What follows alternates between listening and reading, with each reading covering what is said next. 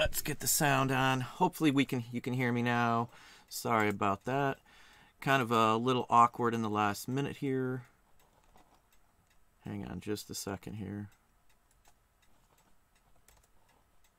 Ian had some schoolwork today, so we are running it here.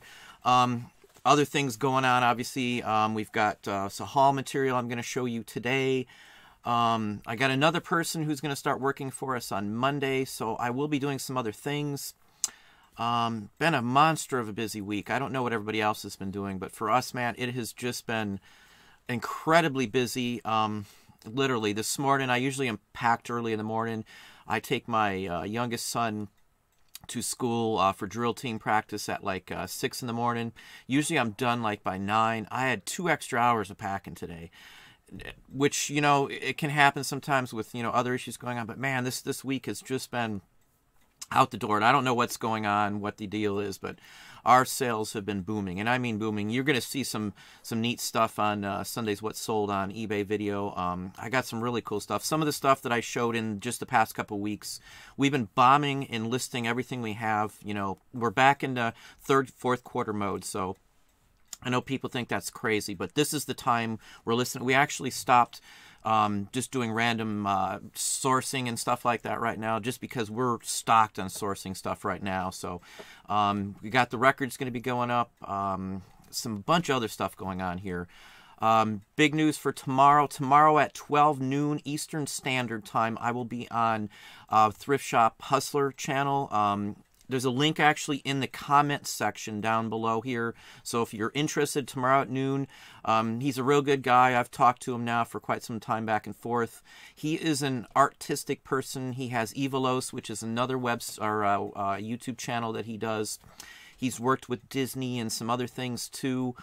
He does some artwork, so he's kind of like me in most senses of the words. We have similar history. We go way back in both similar items. He likes resin casting. He likes he's been on the in the chat before. So if you haven't seen him here, Thrift Shop Hustler, good guy, and honestly a good guy.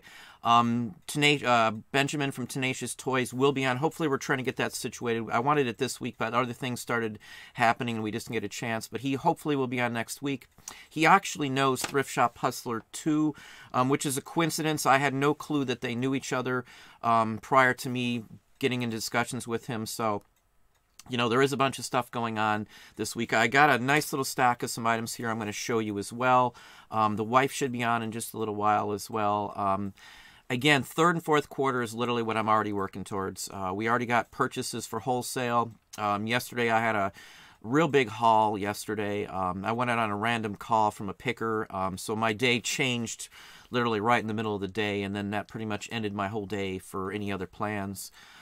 So, you know, we're going full steam. I know people are dying off. I hear that the complaints, your sales aren't great. We're branching out right now, you know, and I'm not trying to brag, and I'm not trying to, you know, put it there.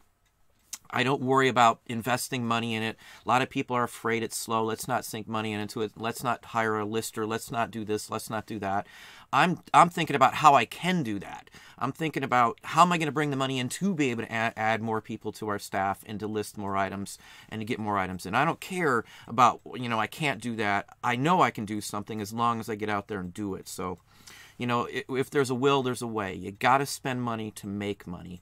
You know, it's crazy when I hear people worrying about a few cents here, a few cents there on some things, especially if it's listing. You know, I'm not exaggerating. We have just been swamped, literally swamped, and this week has just been, the last 8 days has just been off the chain, well over any sales I had in fourth quarter. Honestly, that's how good it's been this week. And again, I sell different stuff. I switch up what I do. We've got a lot of vintage right now. We've been bombing vintage paper.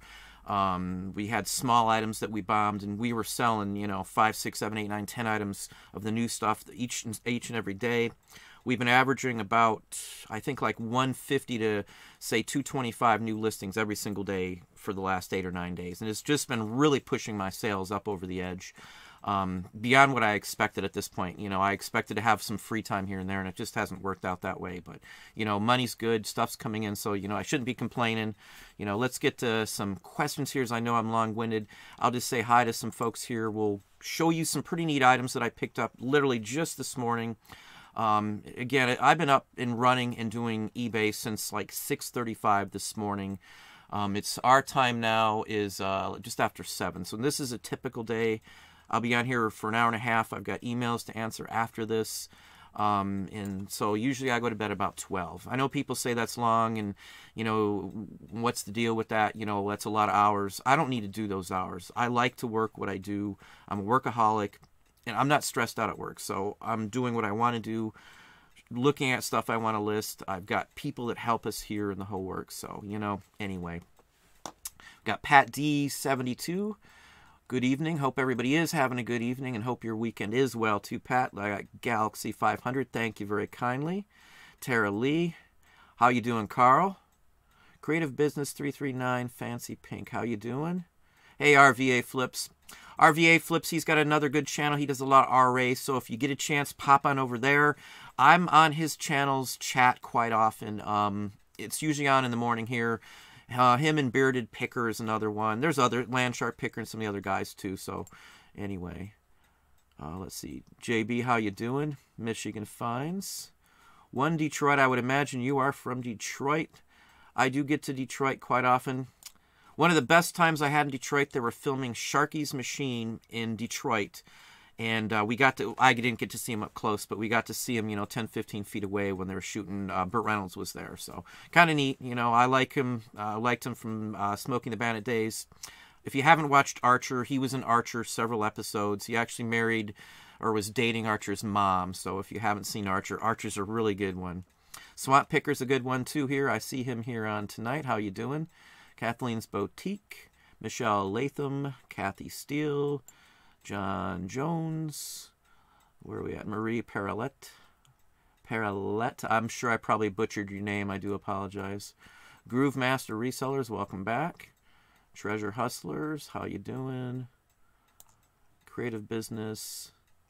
Yeah, Chris is a good guy, Treasure Hustlers. Chris is a good guy. I've got, as I said, there is a link to his channel and to the live show for tomorrow. I will push out a link to my Facebook page, and if I can figure out how to get a link clicked on Instagram, I will try and post one there as well too.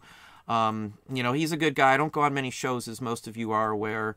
I don't bring too many people on here, but he is on the top of my list if I do him and probably Wade's Ventures. Chris with Thrift Shop Hustler, as I said, he does a lot of art stuff, and he has another channel that's had some major amounts of views. Evilos, if you haven't had a chance, I don't have his link to that channel here, unfortunately, right handy.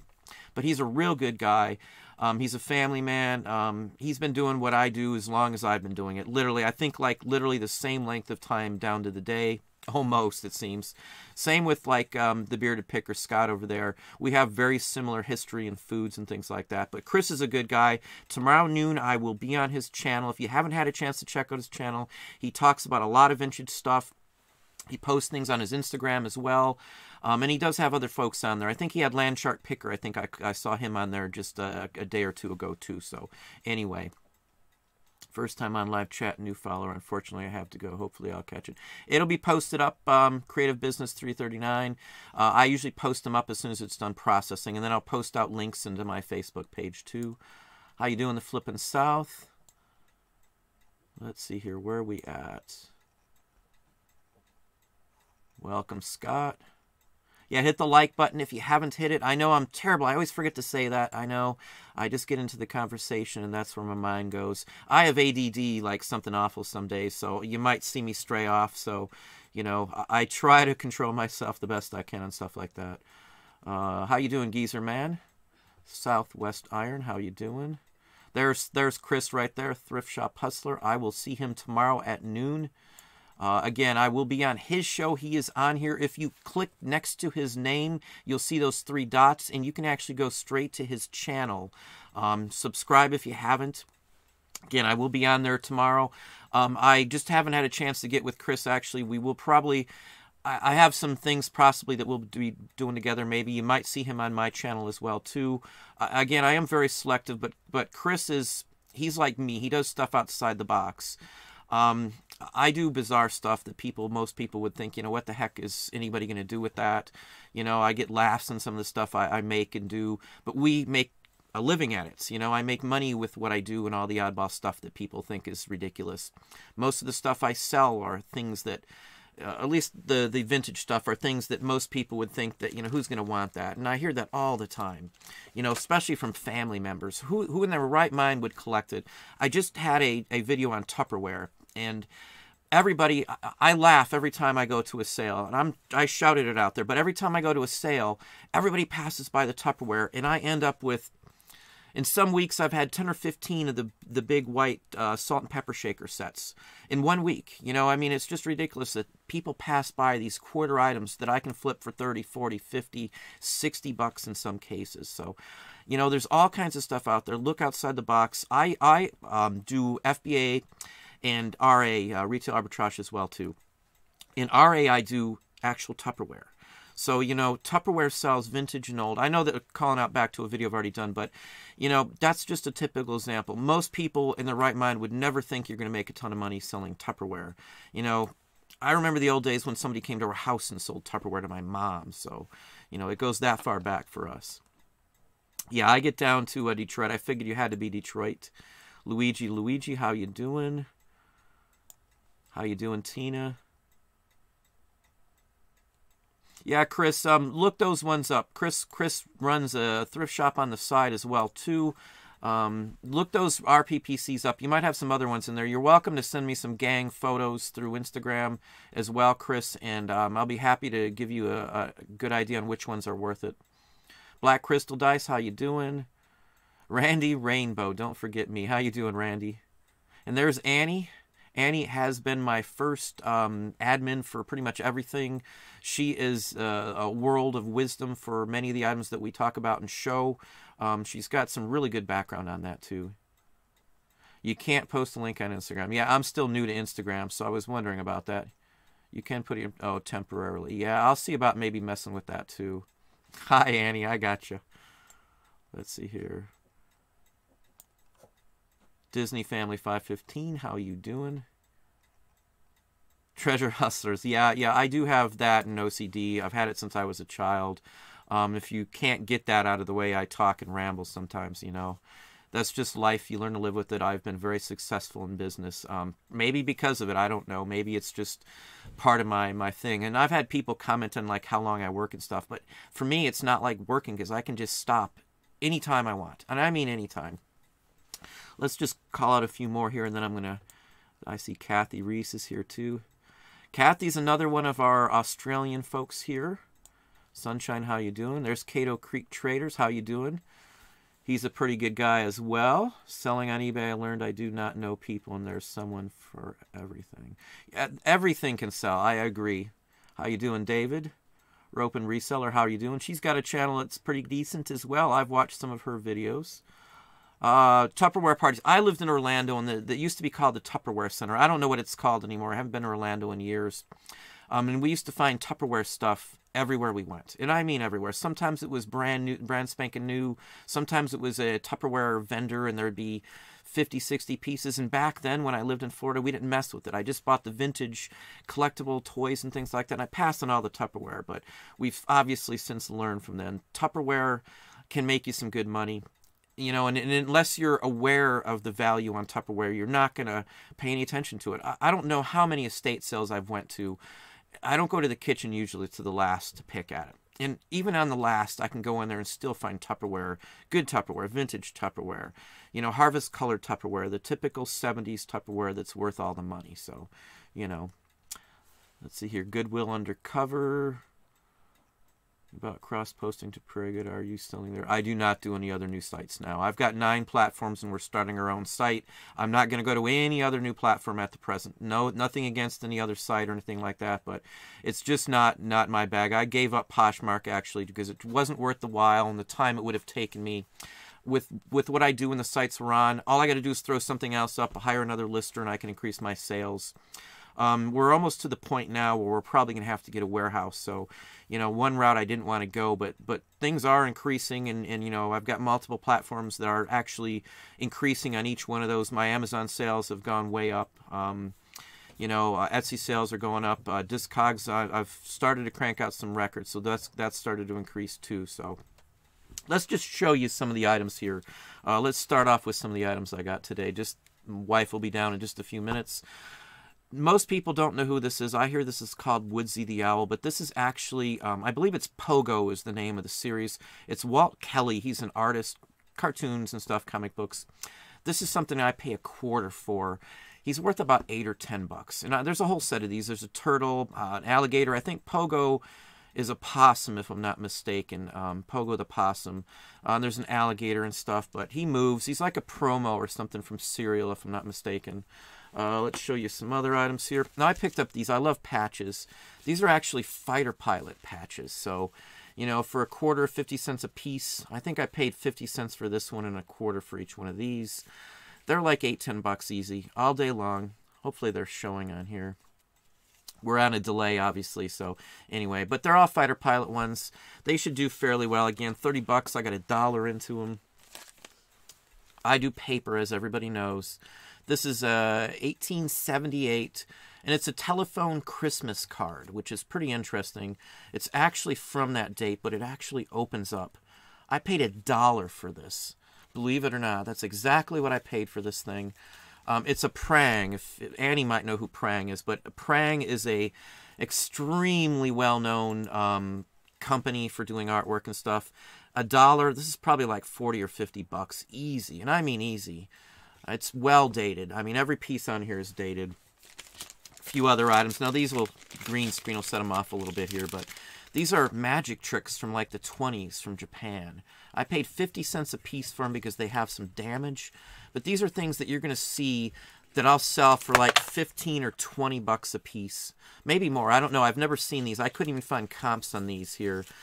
Just rather interesting item here. So let's just flip through a few other items here. I don't want to bore you with a bunch of items here today.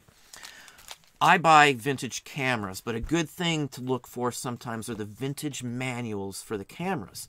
And some of these, I buy most of the early Canon. Now, I've had this exact same camera many, many times. AE1. It's a, you know, DSLR basic. Well, not, it's a SLR. I don't need to add the D for digital, but it's literally the manual to use it. These go for 15, 20 bucks, sometimes 30 or 40. You know, this is $1. That's what I paid for this. Just like the magazines, this is $1, and this is Zsa Zsa Gabor, believe it or not. So, you know, from Green Acres, well before Green Acres, obviously. Again, these are like $1. This is a $15 book, I would say. Now, let's see here. I don't know how well this is going to show. Hopefully it shows up there. But there's a label on the back of this. And this, I only saw the label. This is from Fred Harvey. Anybody who knows vintage stuff will know Fred Harvey. Type it in on eBay if you're interested. Anything Fred Harvey pretty much sells. This is an unused NOS stock of actual paper, like note paper and, you know, like greeting style with envelopes and the whole works. This thing right here is probably going to bring me about 18 or 20 bucks, I would say, honestly. And I paid $1 for it. Now, I got a bunch of these, too, honestly. I think there's like 8 of these I got. So for $1 a piece, no question in my mind these will sell. They're Native American in style. They're like message note series. Any of this vintage stuff is NOS. I can sell it pretty much on 4 sites. So I'll just show you a few interesting cards. I love vintage Christmas. This is an 1880 to probably 1890. This is a Raphael Tuck. I don't know if you can tell how thick this thing is, but it's got like a Christmas ornament from the era actually mounted on the top. It's actually nicely marked on the back. I really hope you can see that. I know probably the green may not show up, but it's in mint condition. It's never been touched, it looks like. You know, another $1. Maybe I paid $3 for a couple of these, but right here is probably about 50 to 75 bucks. Right here. Die cut, Victorian, high-end. This is primo stuff. I'll sell this right now probably without regard for season as well. Let me set this a little farther up. Here's some pillow ones. These are all handmade, mind you, too. There's actually pillow inside here of some sort. And it's actually just a Christmas card pad. And then when you actually open it up, it's literally the Christmas part on there. So this is a really interesting one. You usually don't get them in this nice of a condition. You know, this is like 20 or 30 bucks here. Again, I paid like $3 for 2 or 3 of these, and then a couple bucks for the last one, which I'll show you here. I know this isn't going to show up again, but it's a real nice Christmas card, 1878 or so. It's another Prang. You know, this is probably, due to the image here, this is probably something I'll get, say, 45 bucks or better for it. I just got these today. Here's a real nice Christmas one right here. Now, this is, again, the kind that I just don't see very often. It's oddball things on the outside, but when it opens up, it's actually got silk lace or like a ribbon around the edge of it. It's connected with cloth. It's got a lovely Christmas seasonal poem here on the inside. Really nice piece. Again, I paid a couple bucks for this. I don't think they realized how old this was because of the fabric. 50 to 75 bucks. You just watch and see this one here. I might even put like 125 on it. So I mean, today in the 2 stops I did this morning, I'm probably looking at maybe $1,000 in profit off of all this stuff. And I got maybe like 125 or maybe closer to 127, I think, into it. Here's some John Deere items for those collectors. These are actually anniversary from Farm Day or something along that line from 1986. I paid $1 for 2 of these things. They're on brass, actually. Very interesting. I was kind of surprised on these. I know it's going to be greened out here on the tractor, but it's a green John Deere tractor. I'm probably looking 15 bucks or so on average on these, I would guess. I know obviously you're not seeing the green, but you'll see them. I'll probably try and post some pictures of some of this in my Facebook page. Let's skip the tiny stuff. You're not going to be able to see it. I love headbanger metal, heavy metal, and things along that line. I don't get too many AOR. It's like a record kind of tie-in. AOR music is what this is. It's Wasp. Not only is it Wasp, it's a small pressing. It's an actual UK version on a single. Again, I pay $1 for these, usually a piece. This is like 30 bucks easy. You know, again, these are not all big, huge movers, but 30 bucks, my guys can list items like this, maybe 17 or so an hour. Any one of my employees can list that many in an hour. Harder to list items. You have to list and do details. They can list up to, at the most, around 30 items an hour. At the most, any one of them. So, you know, if they're listing $10 items, they can list 15 of them. They list $150 an hour each per hour. Their shift is usually paid for before they even leave if they're doing a 4 or 5, 6 hour shift. Here's Purple Rain, and it's actually purple vinyl. This one was rather neat. I've had this one before. They don't go for a lot of money, but I usually flip these for like $7.50 or so on a decent day. There's a Meltillis. Here's a China White, which I think is a heavy metal, if I'm not mistaken. Somebody might recognize it. Victim of the Night. It sounds like a heavy metal. Somebody named Chris Cross is in it. Rather interesting one here. This is the kind of stuff that can go for hundreds, if not more than that. I don't know this one. I haven't even looked it up yet, so we'll have to see. If it's worth a ton of money, I'll add it to somewhere else so you guys can see it. The wife is down here. Why don't we bring the wife out and she can help us go through some of this and give us a hand here. I think everybody knows, or the most of you who have been on before know, Marky here. Hello. My lovely better half. She does not have ADD, so she keeps me on track. So just FYI. Let me get back to some questions here before we go too far. I just picked out some random things that we got today. I know people like to see the items that we find. I get questions all the time on stuff like that. Let me pop back up here and see where we're at. Well, thank you, Chris, there. I appreciate that, Thrift Shop Hustler. Again, Thrift Shop Hustler, I am going to be on his channel tomorrow at noon. I already have a link to the actual live show down in the comment section. Not in the description, in the comment section is the very first thing you will see. I will pump out some links for everybody tomorrow. If you can give Chris some love, that would be great. Chris is honestly, sincerely, a really good guy. I don't really promote very many channels, as you do know. Mostly people that are family-oriented and are sincere and serious. There's a lot of people who talk a lot of talk and don't know how to actually walk the walk, I guess I could say. There's a lot of people on YouTube who think they're going to just crank it out. They'll sell a few things just so they can make money on YouTube. It's not easy to make money on YouTube. So anybody who's done YouTube for any length of time knows that. Let me see here. Where are you down here? I'm up here, Pat D72.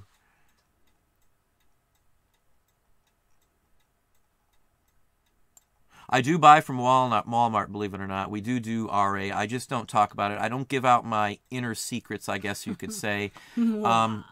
I've got a huge shelf full of stuff ready to go off to FBA actually right now. You know, there's not much left of fourth quarter around here, but Kroger's is still producing. Again, for those of you who don't know, Kroger's is restructuring. You can do a lot of flips at Kroger's. Right now, they marked down the cappuccino. What were they, coffee makers? Was it a blender? They had a Cuisinart coffee maker. It ground the beans. Yeah, it was the whole works. For like $26, I think, was the final cost on it. They had I almost bought one just for me. Yeah, we almost bought one too. They had BlendTech blenders too, and if you know what those cost, you could put a brick in. Yeah, well, I don't know if it's the same. It's the same company. I don't know if it's the same one you can put the bricks in, but it was like a $200. And I got a couple of them, mind you, and they were running $56 on Amazon right now. They were like in the $125 range, so that's one of those items that we snagged up on it. All sealed boxes still. They had some open boxes. I didn't mess with those. I probably should have because they were really cheap. But they had the Ninja. Yeah, they had a couple Ninja blenders there too, which I think we got a couple Ninjas one. too. Yeah. Yeah. Well, I mean, for our personal use. use. We buy them when we can get them too. There's I think I called you out, David. If I didn't, how you doing, David? Trying to get cut back up. Did you get this one? Yeah, I did that one already. Okay. I think I called you out, Nancy, Kathy from Australia. Or she's calling out Aussie, I'm sorry. Jerry, how you doing? Oh, that's too funny. Yeah, see, I have like an OCD on things, so they like fight each other. So she knows when I start something, sometimes I'm up till like 3 in the morning, like if like a computer crashes or something. I know how to fix them, so for me, I don't care if it takes all night. I'm not going to bed until it's fixed. Sometimes she'll be long in bed, sound asleep, and I'll be sitting down here reinstalling the software or something just because I can't stop something once I start certain things. I'm bad with that. But it works for you. Yeah, I guess it works for me. I mean, it's always worked for me, I guess. Did you get this one? I would say yes, Tina, for a blueprint. Blueprint collectors are few and far between, but I think someone who isn't into blueprints would want that just because it's a Texaco gas station. If you got the location on it, that's what's going to sell it. Chances are, if it's from a big city, if somebody has a photo from that Texaco, they're going to want that for sure. So track down the city on that. That's what's going to sell that one.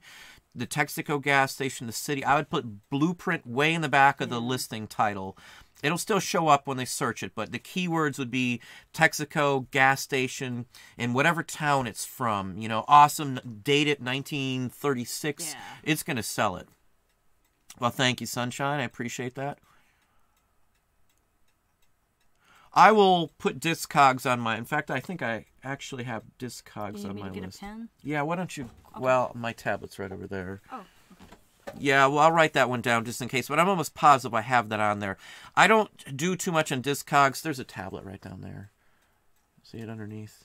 Oh, yes. I don't show too much on some other sites just because I don't give out all of my information for other venues that we do. We actually are on 9 platforms right now, for those who don't know. I think I can do Discogs without giving out too much insider of my own personal stuff on there. Discogs is a pretty decent platform. For my part, Discogs are less expensive records in the most part. I'm not going to put a Northern Soul record that's worth like $500 or $1,000 up on Discogs, truthfully. That's an eBay exclusive. Or I have a list of people that I would just email and say, this is what I want for it. Do you want it? I've been selling Northern Soul and stuff to UK for 10 years, maybe 15. Mm-hmm. We started back in, well, geez, way back in Mississippi. 14 or 15 years we've been selling high dollar soul records to England. Mostly just England. I sell some to Belgium, some to France, and in Japan I sell a certain niche. Japan loves the exotica and the lounge music. If you don't know what that is, type in exotica lounge. I like it. It's people call it almost elevator music, but it's not. It's more like it's kind of hard to say. There's whistling sometimes. Escalator music. No, not escalator. It's upbeat. I wished I was able to play some of it for you, but obviously I'm not legally allowed to, so... Just hum us a tune. Yeah, I'm not going to hum you a tune, though. Let me write down Discogs before I forget. I got a ton of lists of stuff that I got. I've got a video already done for a Christmas ornament. I put something out in my Patreon, which I wanted to get to first before I posted out the Christmas video. Might be up this weekend. I'm not really sure. Every time I want to post something, I kind of judge on what my my feedback is and all the comments and questions I get. I try to do videos when I get a bunch of questions ahead of other ones. So if I got a bunch of questions on stuff, I was actually talking with a friend. I had got some Tupperware the other day, and that's what brought up the Tupperware one. We ran across a commercial, and then from there I was like, well, let me do a Tupperware one. And I remembered a lot of it. It brings back memories too. My mom still has some of the Tupperware from then. She's got still the salt uses and some of it. pepper Yeah, shakers. that's exactly what we were talking about in there. She still uses some of those. She's got the salt little and pepper. miniature keychains from the 70s too. Yeah, the those little are good. Bowls and... Those are good money too. Most of that stuff's Yeah. really good money, honestly. Okay. Let's see where we at. Are you right there? I don't want to miss anything. You don't have a little pad, so it's a little harder to... Magic cards, yeah, Chris. Yeah, I'll show you some more items in here in a minute. Yeah, Annie, as Annie says here, the Canon AE-1 is like a classic camera. I wouldn't have hesitated to pay a couple bucks for it. I know it's not going to be a huge flip, but the thing's like in mint condition. You get the right person on the right day of the week, it's going to sell no matter what. Let me shout this out here, too. Somebody had made a comment, and I'm not trying to call anybody out because it's not a stupid question. It's not an odd question. Somebody commented out, why would somebody buy from me if I mark stuff up 3 times what other people do? Why don't they just go to the other person and get it for 3 times less? You know, valid question. Most people don't research what stuff goes for. Across the board, all the time, most people don't look up what stuff goes for. They'll just see it. Looks like a good deal. I'll put it up for, let's say I put something up for $100. It's worth $33. They'll look at it. They'll put an offer in. They think $100, boom. That's way too much. They'll put an offer in for $50. I'll accept it because at $33 is what I expect to get out of it. So they'll think they got a killer deal. They don't look up the items. It's just the same reason that RA works. Everybody who does RA, and I know there's several people that I'm looking at on the chat right now do RA. They'll do the same thing. The reason RA works is because people don't research it. And the same thing 100% goes for these items. And the other thing to think about is in these items, when you're doing comps on almost everything we have, you'll be lucky to find more than a couple of any single item that I have in my store for the most part, because they're not rare. They just don't show up very often, or people don't think they're worth anything, so they don't put them up. So if you're comparing comp sales, they're only for 90 days. So who knows what if there's, let's say, 4 of these up. Next month, another one could be put up. It's the first one that's been up for a long time. No one knew about it. That one could sell for $100. There's no rhyme or reason to it. So I always put them up higher than I expect to ever sell most every item. And I can move. I can discount it. I can still take. Let's say I put a promotional markdown on it. I don't pay for those. It's the freebies. I'll put a promotional markdown on something that's $100. I'll mark it down 20%. It's now marked down to $80. I'm only wanting $33 out of the item. So again, even on a discount, on a promotion, I can still accept offers because I'm still getting more than everybody else is getting for them. You rely on the fact that most people aren't going to look up the item. They're going to be window shopping for most of the items that I sell. They come back, or they don't care what they pay because they like my service. I ship out immediately. If they pay up till 11 o'clock that day, it's still going out that day. I ship in thick cardboard. I spend my time extra, not just me, but everybody here, to make sure it goes out properly. Everything's sealed. It's the best you could imagine. I try really hard. So people don't mind spending more to not mess with the BS, to not mess with someone who has questionable feedback or something like that.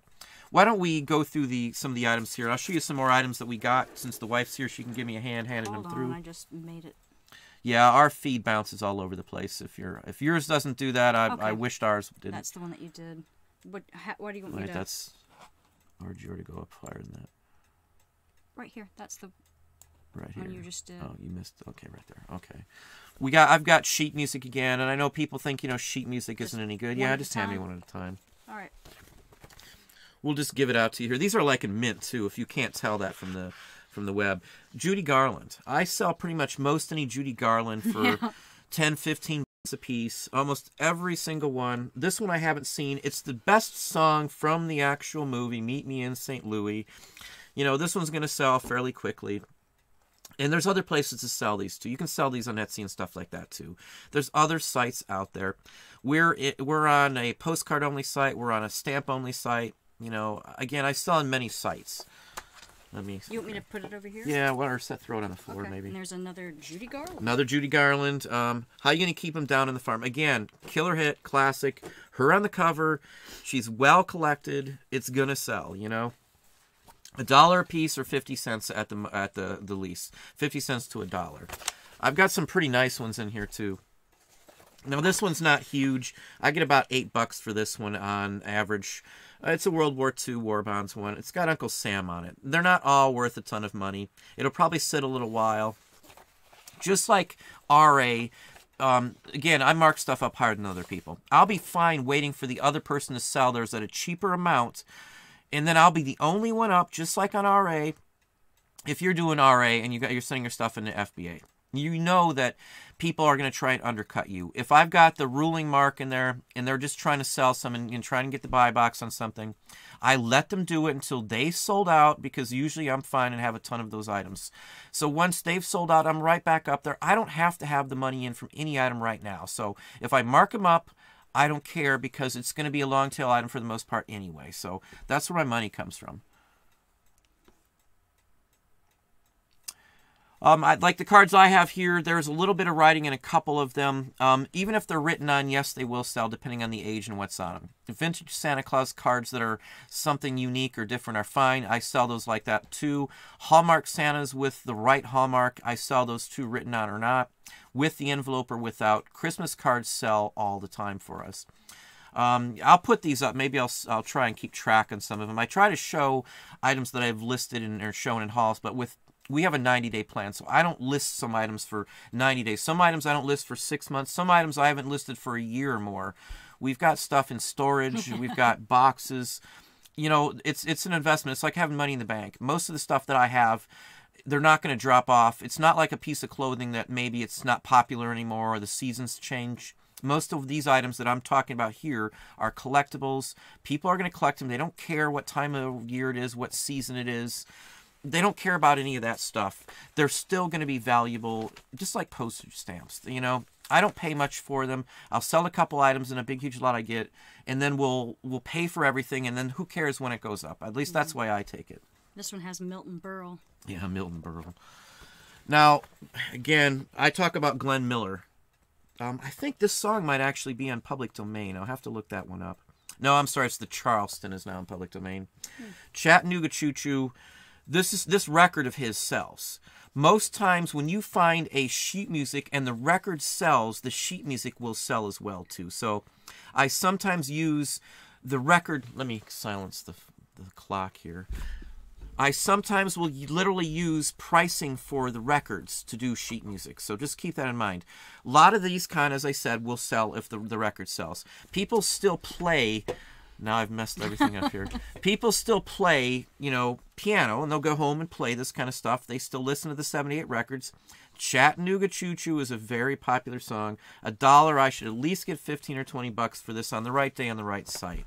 Again, I list stuff on different sites. I don't care where it goes.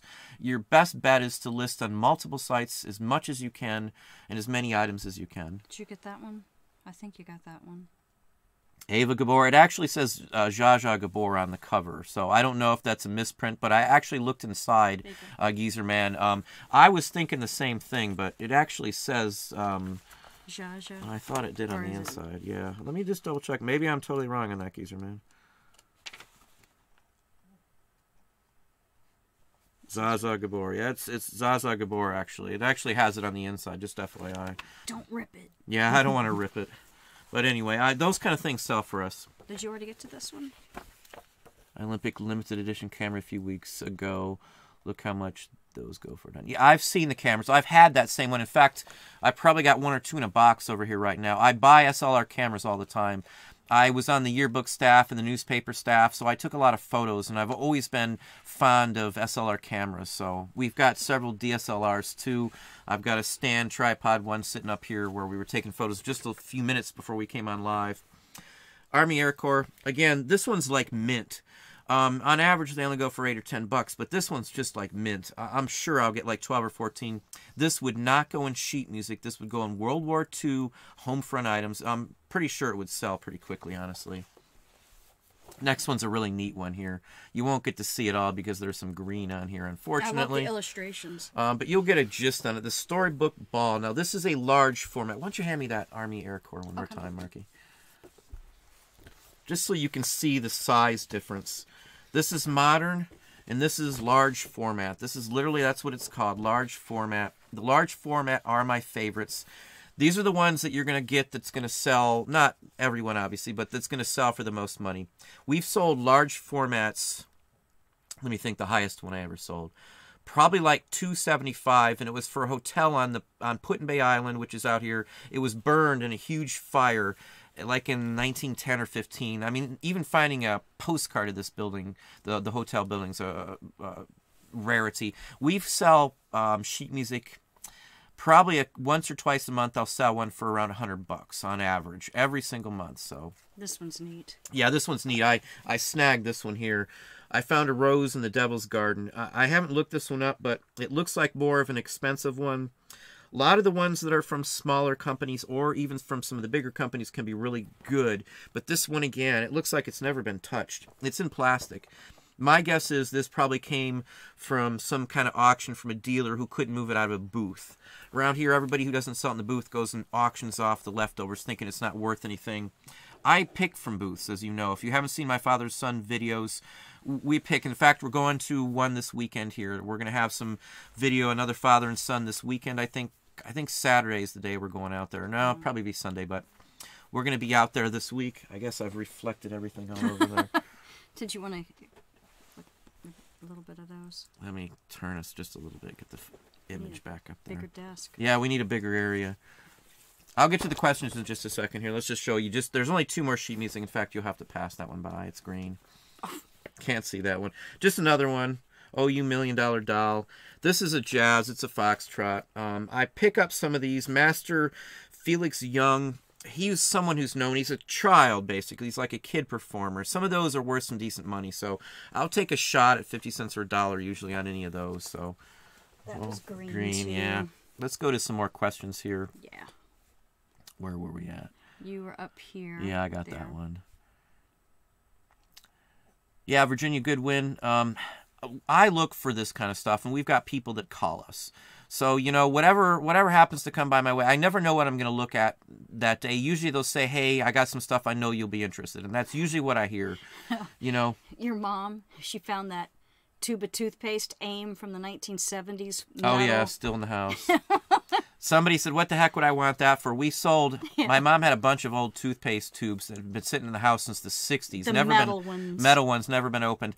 We got like $10 a piece on every one of those, believe it or not. And they were just old, unopened tubes of toothpaste with the boxes and the whole works. So anything will sell. Yeah.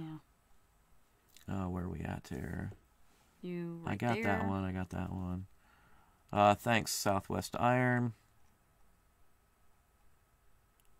Yeah, Annie's right. If it's really awful or like a kid just scribbled all over the card, it can really kill the value. If it's like a Disney card or a character one and it's all messed up, not messed up. If it's all written all over the place in like black marker or something, it's pretty much useless. You might as well put it in a lot. Yeah, the green screen effect. I wish there was a way to limit it. I'm actually working on that because there is a way to mask off, so I might have that fixed. We've been playing around and I think I figured it out, but as you see, I do play around with stuff. I love messing around with this kind of stuff. I'm an artsy person, so you know, this is just me. Yeah, Annie is very, very, very educated on what she's talking about. There's Carl telling you hi. Hi, Carl.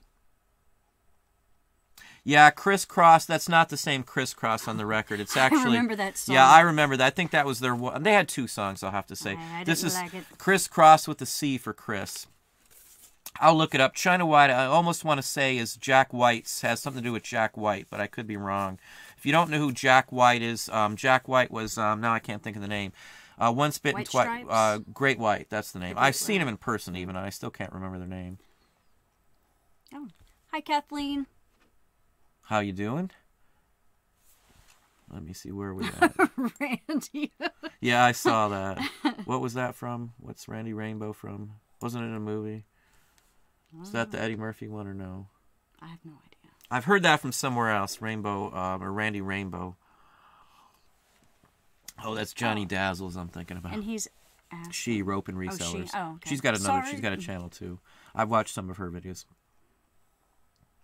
These items are from a picker, Rope and Reseller. I have people that call us. Well, they text us, and nobody calls me anymore like that. It's all text these days. In the old days, 10 years ago, they would call us, but nowadays everything's phone. But these are things that people call me, and they'll say, "Hey, I found this," or whatever else. I think our feed's a little blurry wow. there. It does that sometimes. You're going to see my hand for just a second here. We're going to try and correct the focus here. It's on delay, obviously, so hopefully that fixed it. We'll see in just a second here. Again, we're on a delay. It fixed itself. Now you'll see my hand anyway. Let's see here. But again, it's from pickers. People, I've got... One of mine passed away, and I bought out a big storage locker from him personally. So I've got a bunch of his items that haven't been out of storage in, say, 15 years or so. So I'll probably show some of those in a box. It was already fixed, but I'll probably show some of those in a video as well, too. The majority of my items come from pickers these days. Estate sales and auctions are probably tied for second place and where I go the most. I do go to antique malls to source, but this is not from an antique mall, none of this stuff.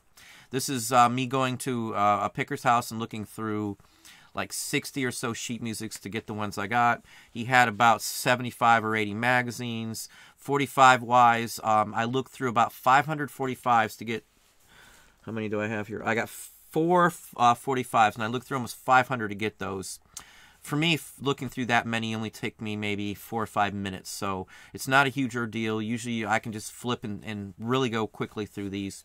If you haven't seen the sourcing video with me and my son, you can see how quickly I go through records. I just fly through them. Yeah, you do. Yeah, Chris has some good stuff out there too, John. You are correct.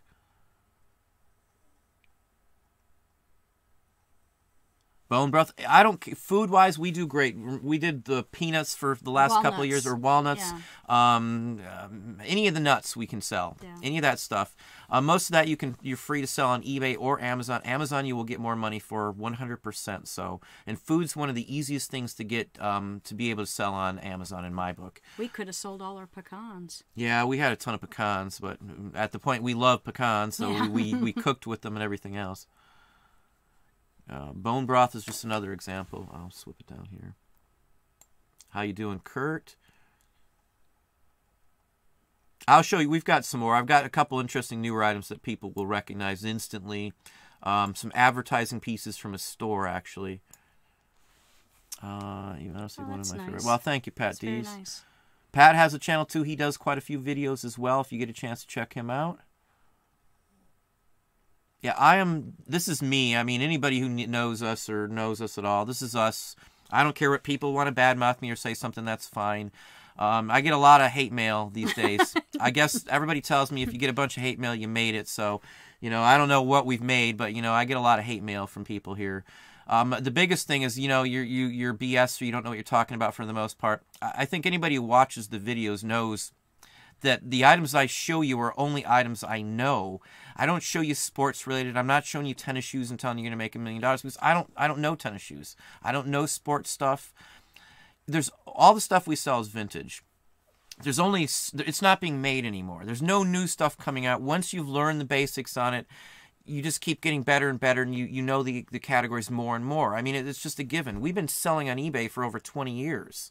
So, how much knowledge are you going to gain in 20 years? It's taken me time. That's what it's taken me. I'm no different than anybody else out there. We both do the same thing, but we've done it for so gosh darn long that I know all this stuff. I mean, you only can see the same magazine so many times before you don't need to look it up, or you know what it's worth, or you know the title. There's only so many titles to magazines from the 60s that have actors or actresses on them. It's just a given. Hi, David. How you doing, David?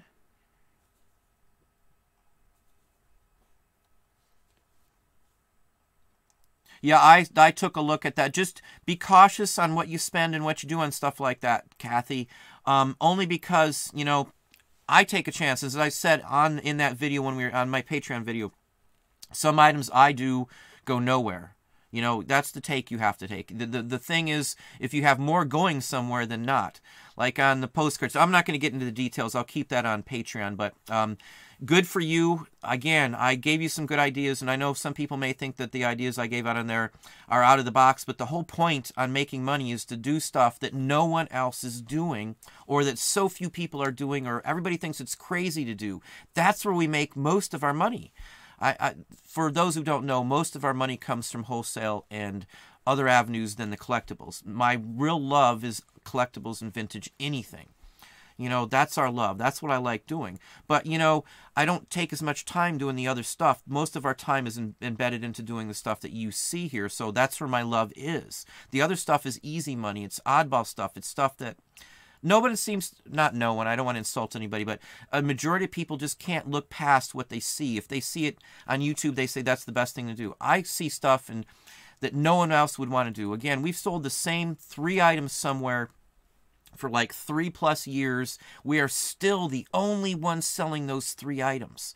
3 years. This is 3 years. So I've said that some of the items we sell, I get years of sales out of these items. I got one listing and it's been up for over 3 years on one that we sell, in some cases 4 or 5 a day, every single day of the week. So, you know, you've got to, that's what you got to do. You've got to find something that no one else is messing with, that everybody else thinks you're stupid and crazy to do. That's sometimes the best darn item to sell, because they're not going to mess with it.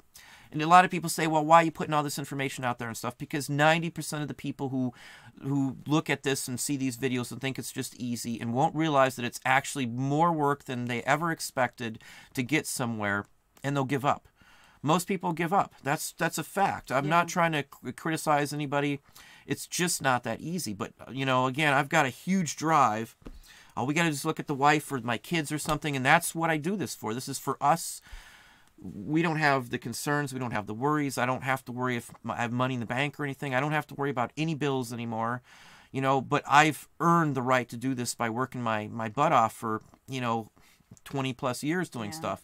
I worked as a regional, and as a GM before that as a regional, I did 70 to 90 hours a week for somebody else. So now I don't mind doing 70 hours for myself, because I'm making more than I ever have in my life doing my own thing. It's crazy that I didn't do this 20 years ago.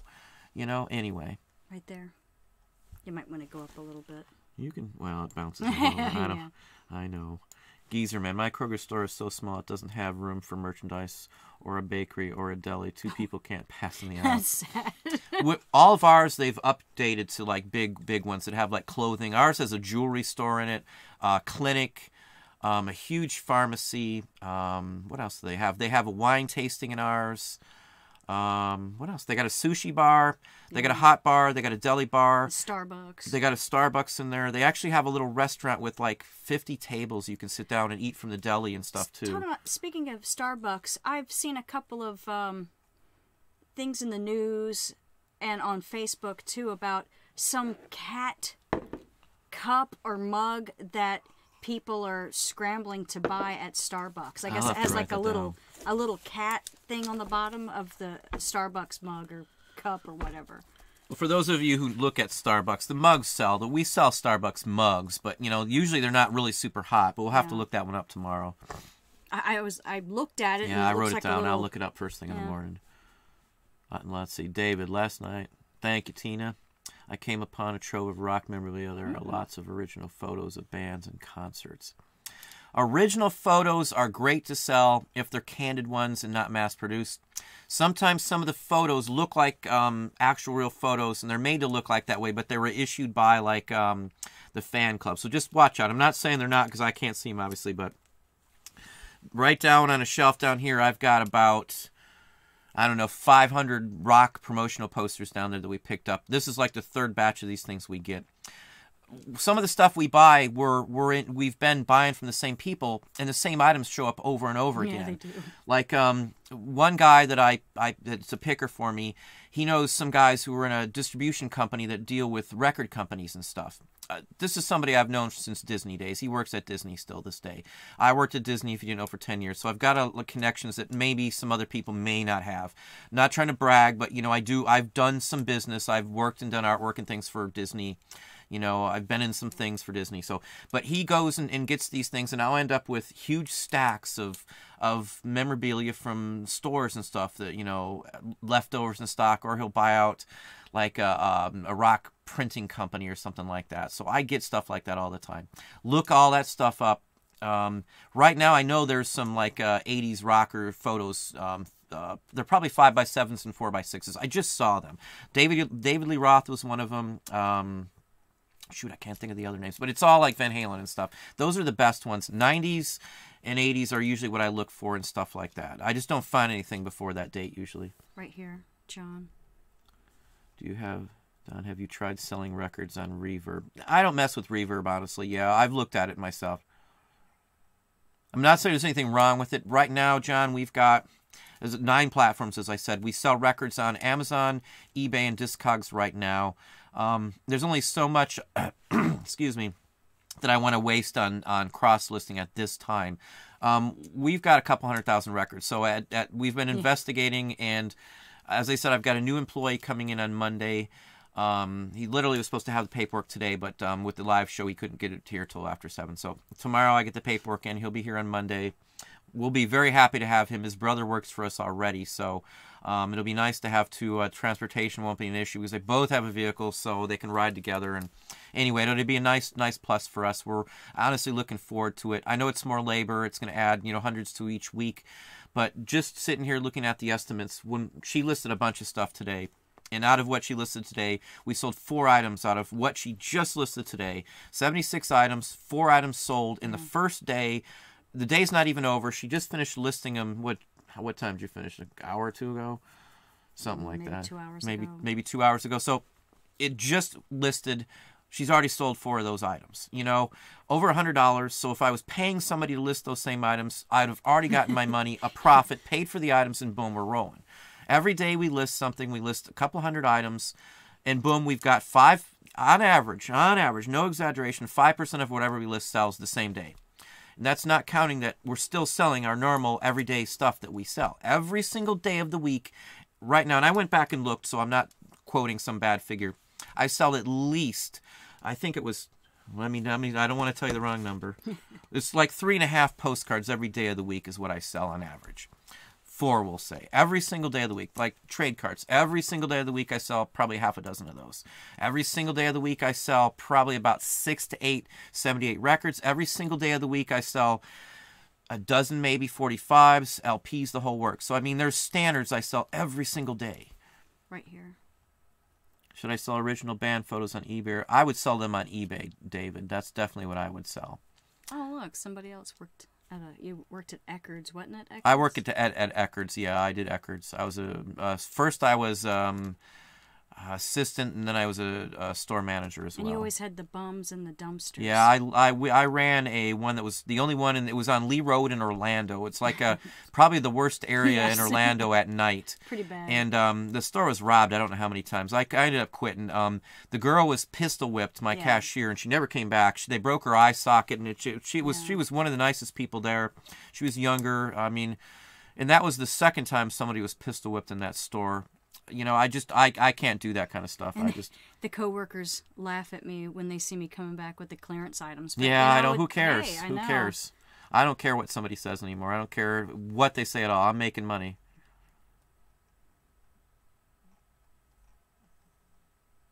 Oh. You sell being thrown away. Look them all up, Sherry. That's what I can tell you. eBay is a prime source. How you doing, NH guy? eBay is the prime source to sell any of that stuff for us. You can sell some on Etsy. We do sell some on Amazon. There's some other sources for like postcards. There's a postcard site and things like that. I would snag, obviously if it's being thrown out, I would have snagged it up no matter what. Yeah. I might have offered the person a few bucks to help me load it up or something and to call me next time you see some, especially if it's free stuff. I very rarely find anything for free that's worth any good money, honestly. Let's see here. You can slide down if you want. Let's see if I have the magic touch. Yeah, our feed. No, you're fine. You're right there. 10,000. You can go down farther. Oh, okay. Yeah, that's good. We'll start there. Just won an auction of 3x4, and it did it again. I didn't she even wasn't even touch touching it. it. Yeah, our feed's terrible over here. I'm sure it has to do with now we're way off. No, yeah. Or am I way up that high? Sorry, folks. Give us just a second.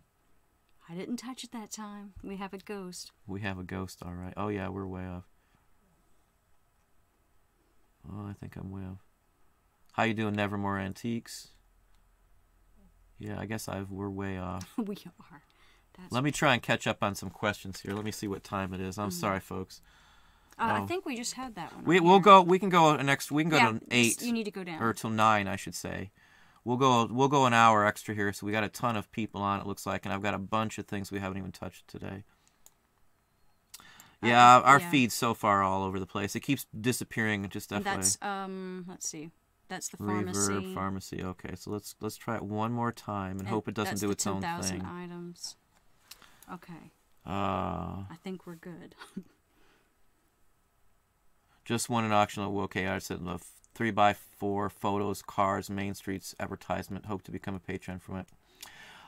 Just look it all up. Make sure they're vintage, actual vintage. Not everyone's going to sell. If you get them dirt cheap, my thing works because I buy them either dirt cheap or I buy them in a big, huge bulk lot.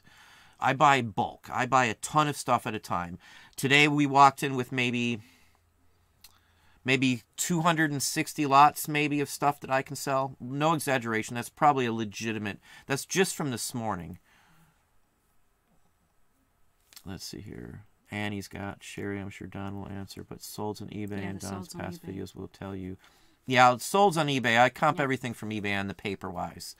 There's just no other real good sourcing for it. Most of it sells better on eBay than anywhere else. Some certain things on Etsy sell. I'm just now getting into Handmade by Amazon, so I'll tell you on some of the other stuff up there. I do sell most of my vintage stuff I've tried on Amazon, and some of it does sell. It's very selective, but once you figure out what sells on Amazon and vintage, you can really rake out on that kind of stuff too, believe it or not. I price high. Yeah, we price everything high. If everybody did that, no one would be getting these low prices. The problem with selling is too many people haven't a clue on the items. They'll just do some comp search and say, well, it sold for 30, I'm going to put 30 on it. Most people who've been in the business for 20 years like us or so, in the olden days, you set your own prices. There was no internet to compare them to. So a lot of the items may still be rare, but people price them low and they don't know that they're worth 100 times that. You know, so it's just one of those oddball things. So right here, AC. Let's see here. AC, I want to be... Well, hopefully that's a good thing. You want to be me. I'm not the best person in the world sometimes, so I'm working to get 1,000 listings in the store before that. I keep selling at a high rate. It's tough to build an empire. Thanks for all. It is tough because we sell constantly. So if you list 200 items a day and you sell 50 items a day, you're not gaining as much as you really want. Some days... like a couple times a month, somebody will buy like 50 or 60 items from me, one person. So one person can knock out a day's worth of listing for one of my guys in one day. And there would be days where, like this morning and yesterday morning, where I'm shipping out, over 100 items on just eBay alone and in first quarter still. Again, people say that's BS, but I'm telling you, if you sell stuff like what we sell, collectors collect. They don't care that the weather changed and they need a different coat or they don't need clothing or they blew a bunch of money. The collectors are going to buy it no matter what. I'm telling you. Yeah, I like sheet music too. It's a great money maker for us. Treasure hustlers. All right, off to the dumpsters we go. Good luck with the dumpsters there, treasure hustler. You would have so many people you had to get away from the dumpsters. Why don't you slide down? Okay, let's hope everything I see Duncan, well. Another Australian here. Did it just go up? No. No, it did. Now you're too far. No, right there. See, that's the one that we just saw. Oh, okay, I'm sorry. Oh, yeah, love the art on the music. Yeah, me too. I think Talking about the album covers? Those are nice. I taught sheet music. I'm sorry. Yeah. Was out in the garden, found a few spiders for... Oh, no. Yeah, no spiders here. The funnel web spider. For those who don't know, I don't want to say it all the time, but I was bit. Well, we both were by a brown recluse, and literally it was. I was bit by the babies. I was bit 7 times, but the babies, they'll inject the venom all at once, so they don't know any better. It was just the one bite that was painful. But I had some. He got it worse though. I got a very bad scar. Let's just say. How you doing, Rusted Raccoon? Renegade Thrifter, how you doing? He likes the backdrop. Yeah, Christmas cards, Christmas anything sells all year round. Christmas lights are the bomb, especially on Amazon. Get yourself ungated, buy from a wholesaler and get a receipt, and then boom, you are set. Christmas lights, I'm going to give it out because other people have already shouted it out, but Christmas lights sell for us all year round. I've got a couple listings that are always there on Amazon. All year round. Clear lights sell the best, and then blue are the second best for us. Oh, the blue, yeah. Blue sell all year round. For bars, for decks, for patios, RVers, everything. They always sell. Did you get that right here? When you have a bunch of cards or postcards all about comp the same, do you list them all at same price or different prices for each? If I don't know the price, I look each one up, Carl. There's some that you can just know that they're going to be a set price. Well, everybody ain't going to know that, but I do because I've sold so many postcards. I've looked at millions of postcards, and we've probably got, I don't know, 50,000 postcards here, no exaggeration. I mean, there's probably that many sitting around here. I've got postcards.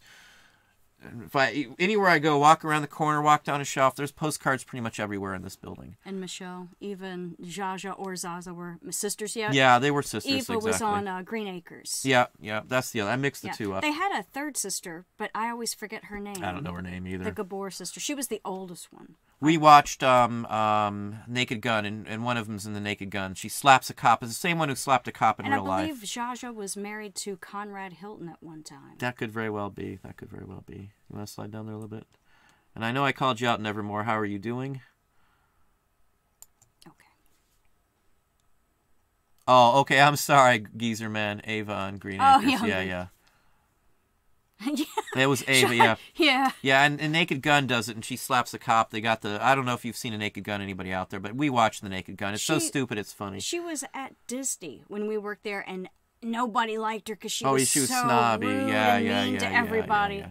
We worked at Disney, and everybody came in there, and in some cases, they closed the restaurant down. Yep. Michael Jackson ate there. We got to see him, and he was there with we saw him twice. He was there with Emmanuel Lewis one time, and then some other kid. I don't know. Robin Williams was He was the best one. Robin Williams was by far personable. He busted his own tables, and went back Primetime there and Cafe. Spoke to all the kitchen people. He came in and talked to us. It was Robin Williams, Lenny, and I don't know who Lenny is, and then it was Bobcat Goldthwait, which we've seen in person here at a comedy club too. I like Bobcat. But they all were there. Robin Williams literally left Bobcat and whoever Lenny is. Lenny Welch, maybe. Maybe it's Lenny Welch. I don't want to insult anybody because I don't know who he is. Maybe I would if I saw him, but... and then he literally took his stuff, which they don't bust their tables out there. It was a restaurant that, they do it for them and the whole works. It wasn't like a big cafeteria seating. And he came back and literally walked in the kitchen. No one said, don't go back there. No one told him anything. He put on like an apron. Show, And, he did a show. He danced. He was doing jokes. And we've had lucky enough experiences with some stars that did that and stuff too. Eddie Murphy, so I talked to in person and actually sold him an ice cream bar. We had Davy Jones from the Monkees actually danced and sang, and it was Davy Jones, and it was Greg Ullman there. The Greg Ullman band was performing at Pleasure Island that night, and Davy Jones was doing a classic rock thing at Pleasure Island as well. We were on the monorails with him. It was on the monorails. Yeah. And we were saying, we know that guy. And I said, isn't he a monkey? I thought it was just somebody we knew from working somewhere because you don't realize sometimes where you see it. And she said it's a monkey. So we waited till after, most people got, it was late at night. We were drinking and we were all having a good old time going to the park system. We had some friends with us. There was like 6 or 8 of us just hanging out. He invited us. Greg Ullman did too. They all said, you guys want to come back? We told him we worked there and all. We talked and... He was drunk. I mean, he was. I'm surprised the guy was standing up. Yeah. Davy Jones of the Monkees. I'm telling you, he was lit. His face was red and all. Awesome guy. No disrespect to him at all. But, you know, everybody gets lit once in a while, I have to say. But they were very nice. He literally invited us to go back and hang out with them at Pleasure Island. I don't know how serious he was, but we're not supposed to do that. We're not allowed to do that. We work there. Even if you're off the clock, you're not supposed to. We had friends and stuff. We could have gotten into some serious trouble. Yeah, I would hate for somebody we knew to be running one of the bars at the night. Because we knew people who ran some of the bars at Pleasure Island. If you don't know, Pleasure Island used to be, maybe it's still there. It used to be a huge bar area that had like a 70s. And they had the Neon Armadillo. The Neon Armadillo. And then there was the Adventurers Club, which they did like skits and stuff. And it was literally looked like you walked into an African safari almost nice. With treasure trove of stuff. It was a really neat place, I have to say. Ooh, Duncan's got.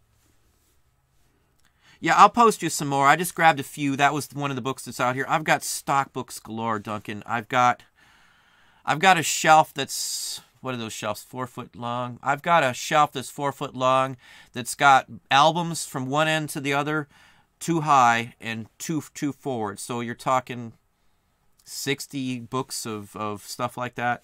I've been into stamps since I was like 8. I inherited my father's collection, if that tells you anything. And he wants to know about shipping the sheet music. I ship it just like an LP record. I use the Walmart 14-inch square boxes. Just go to my video list or the playlist and look under the how-to and then type in shipping. Literally, I ship everything the same way paper-wise. I actually have a couple new shipping videos I actually shot, recorded, edited. I've got like 12 videos still to upload that are all finished. So I've got some more coming out, but there is one on music, shipping music stuff too. Ooh, Carl. They're going shelling. Oh, I'd love to see all that stuff.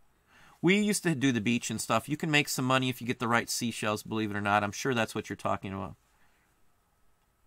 Yeah, and we lived in Florida, so, you know, we used to be able to pick it up. I lived on the beach on Flagler Beach, if anybody knows that. Oh, I like Flagler. I was like 2 blocks from the pier, if you know where that's at. Frida Zamba, and if you're into surfing at all, Frida Zamba at the time was the female surfboard champion of the world, and she was from Flagler, and we used to see her all the time.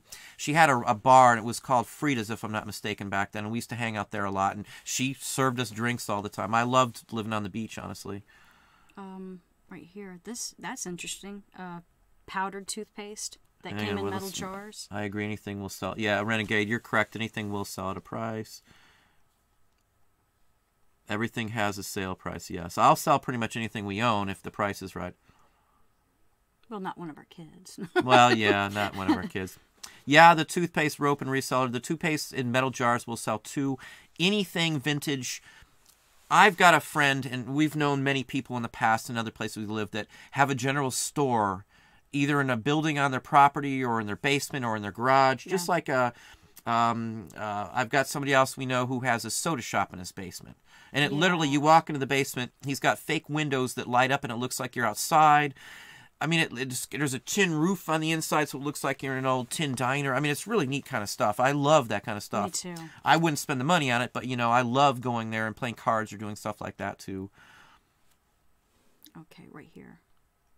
Oh. We just opened an antique booth this week. I love antiques and have started this new adventure with my mom. Just be cautious on an antique booth. We've done antique booths for many years. Once eBay started to really take off, we just the overhead was the problem.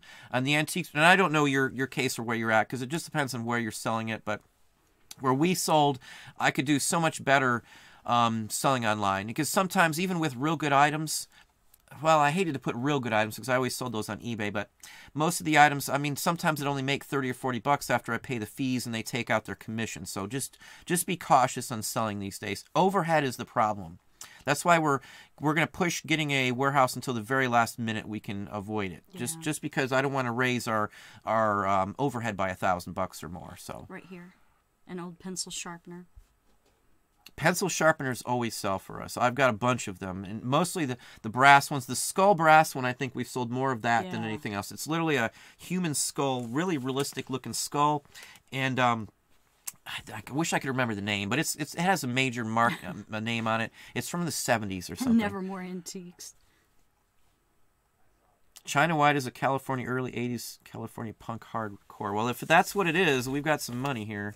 Oh. See if it says California or Florida or California anywhere. Nothing. I'm going to play this one. Yeah. Some of those, if it's punk, it could be worth a couple $100 right off the bat. Early punk, I'm talking true punk, like the Sex Pistols or, you know, something along that line. You know, there's a God Save the Queen on the Sex Pistols that's a single, 12-inch single that's worth like $800. We've had one once. I just introduced the Sex Pistols to our oldest son, and he's had to have them all on his player. So our son, we introduced him to all kinds of stuff. Our kids have tried to eat all kinds of stuff most people would think's weird. We introduce our kids to anything. You know, whatever we do, our kids have been introduced to it. Honestly, Duncan packing orders. You're on a totally different schedule than us.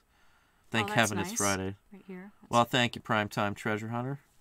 You want me to He's got a decent channel too. He has some interviews and things he does very well. I've watched many of his videos as well. So again, you can hit anybody in my feed here if you want to check out their channel. If you hit the 3 dots to the right of their name, there's actually a link that will take you to anybody else's channel if you're unaware of that. And if you want to holler out to me and your question didn't get answered, if you put the @ sign and then my name, the Auction Professor, it will highlight it so I can see that one right away. Prime time. Yeah, I just got that one. Right here, Supreme Hustle. How you doing, Supreme Hustle? Thank you. Reselling. Only in the areas that I know. Again, I know I get dogged on a lot, you know. And I'm going to say this just one more time. I only talk about things that I know and I sell. You don't see me talking about clothing. You don't see me talking about electronics, cell phones. I know video games, but I don't mess with most of them because they're risky. All my stuff is no risk. No returns almost, no problems, good sellers, quick pay. Vintage is the best for me. Vintage toys, vintage books, vintage anything. Anything vintage is the best in my book. Obviously, we do a ton of wholesale, but vintage is what I love. I would do this no matter what. Even if wholesale didn't exist, you'd just see me doing way more of this. So I do appreciate that, and thank you very kindly on that. Oh, flu. Oof. Sorry to hear the flu. Yeah, I'm not a big fan of the flu. You're good, Nevermore. Right, Prime Time, Nevermore Antiques. This one I'll have to well done. Thank you.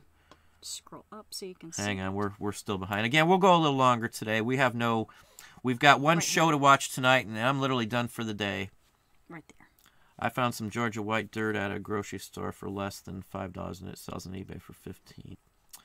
Not sure what Georgia white dirt is. That is maybe food of some sort. No idea on that one.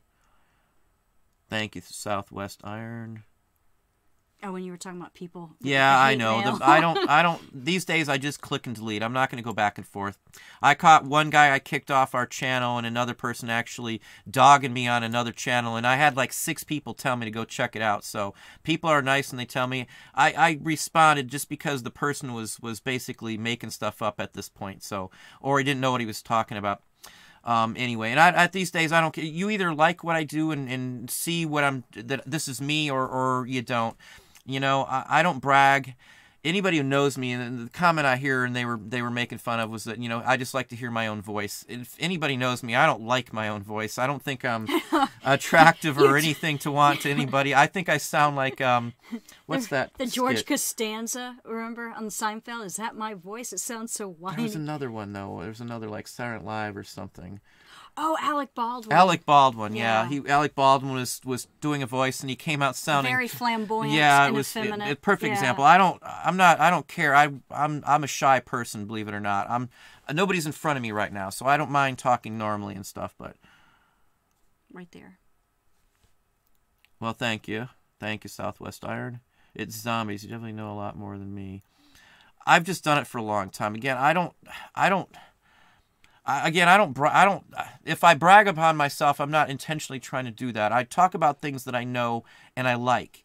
And I know I go on about them. Again, I got ADD like something awful some days, and OCD. She's laughing at me, but, you know, it's been a constant issue. So, you know, I'm not trying to get any pity or anything like that, but I am into this stuff more than anybody could know. I know this stuff. I talk about what I know. When you don't see me talking about stuff I don't know, that's why it used to bother me when I first started when people would dog and say stuff like that. But I know what I'm talking about. I don't know what else to tell you. Right here. How long do you give stationary print pieces on eBay? I've had some up on eBay for close to a year now. I sold a couple pieces quickly, but it's been dead since. I would look them up again, depending on what you're talking about. For me, I keep it running. I mean, right now, only because we're restructuring some things due to issues with my son and how we're changing our business around, I am pulling some items down. For the most part, I don't list them unless I'm pretty darn sure they will sell at some point. And I don't know your case again, so I'm not trying to criticize or say that they're not good items. Most of the time when somebody tells me they got a bunch of items and they're not selling a certain percentage of them, it's the items themselves aren't as good. Not by intention or anything like that.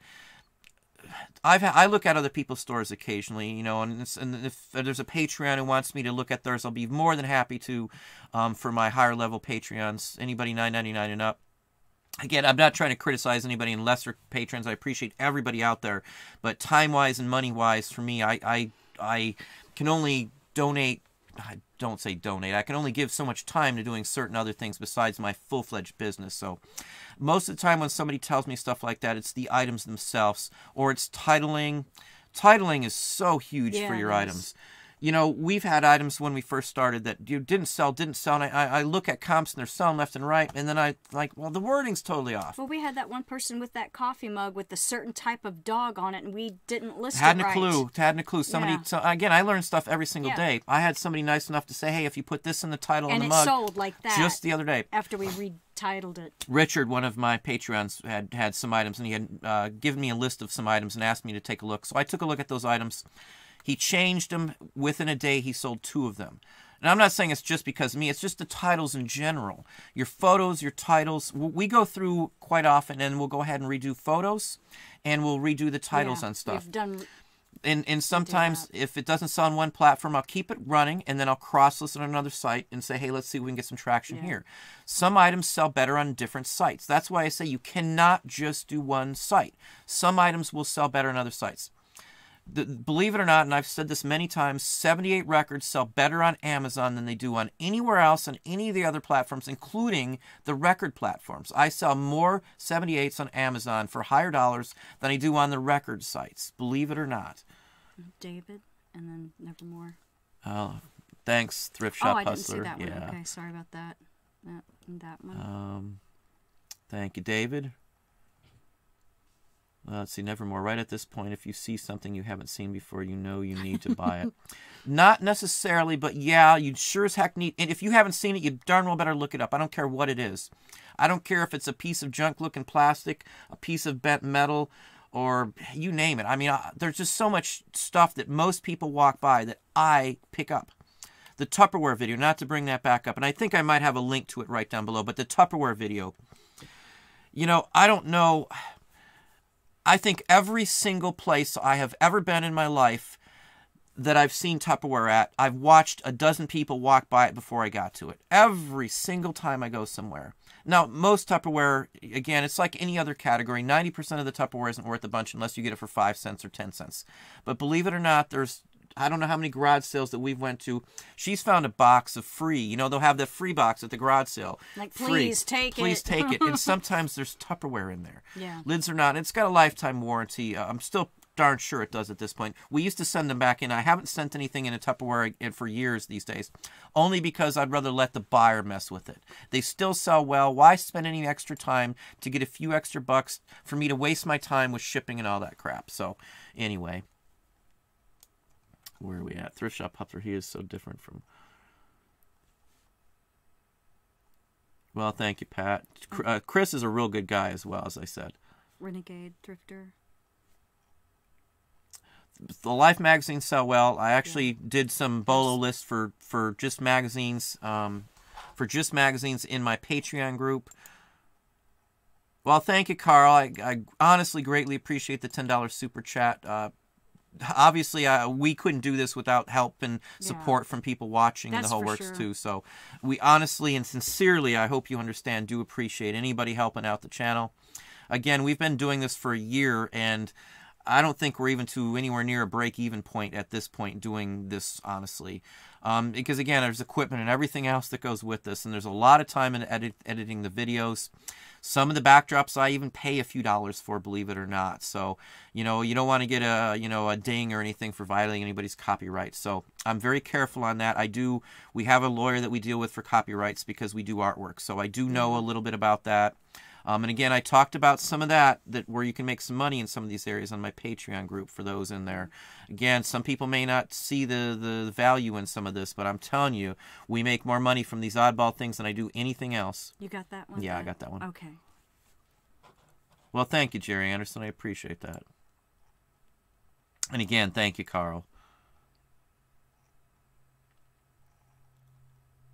Oh, that's nice. Well, thank you, Spalston. Oh, yeah, yeah. Always inspired. Well, thank you, David, as well. The 80s. I've done this since the 70s. I collected Star Wars toys in the 70s. I went to garage sales since I was 7. Yeah. My first garage sale, I was 7.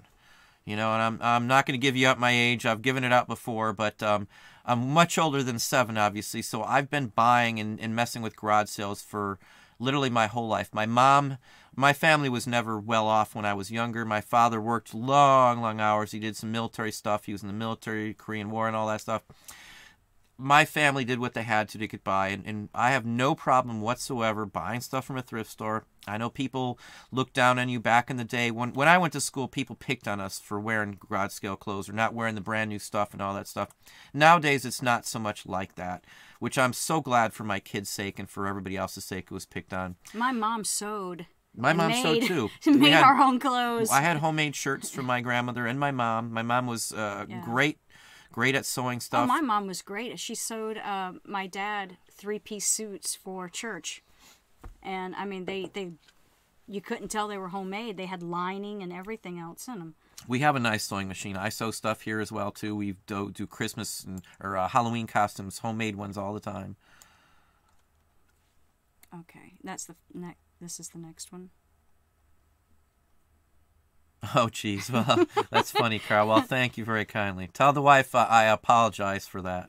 Oh, I guess it's just white dirt from Georgia. Oh. That's interesting. Well, I know in Hawaii there's some of the red dirt that they use to wash clothing with, and they make T-shirts out of it. In Biloxi, Mississippi, in the early 1900s, I think it was 1920s or 30s, they had the Mad Potter. Oh, yeah, we've had a piece of his. He had the big mustache, and he made pottery out of the Mississippi and mud, basically. Alabama red clay. Yeah. And Jack Nicholson owns a lot of his pieces because they're very valuable. Yeah, in fact, there was a thing on TV about I think it's maybe on Nova or something. It's like one of the Nova specials. It's like a 20-minute special. Because ours had been broken and cracked and glued together, and it's still sold. Yeah, for like hundreds of Because dollars. they're so rare. Broken. It was like in pieces. But the Mad Potter of Biloxi, Mississippi. Yeah. I do remember that now that you say that. Oh, what's a good site to sell crochet patterns and crochet books? There's not many good sites to sell them other than eBay, and honestly. You can sell some on Etsy, but they just don't sell very well. My mom had a ton of them. I tried selling them. Crochet stuff just doesn't sell very well. You can sell them in lots.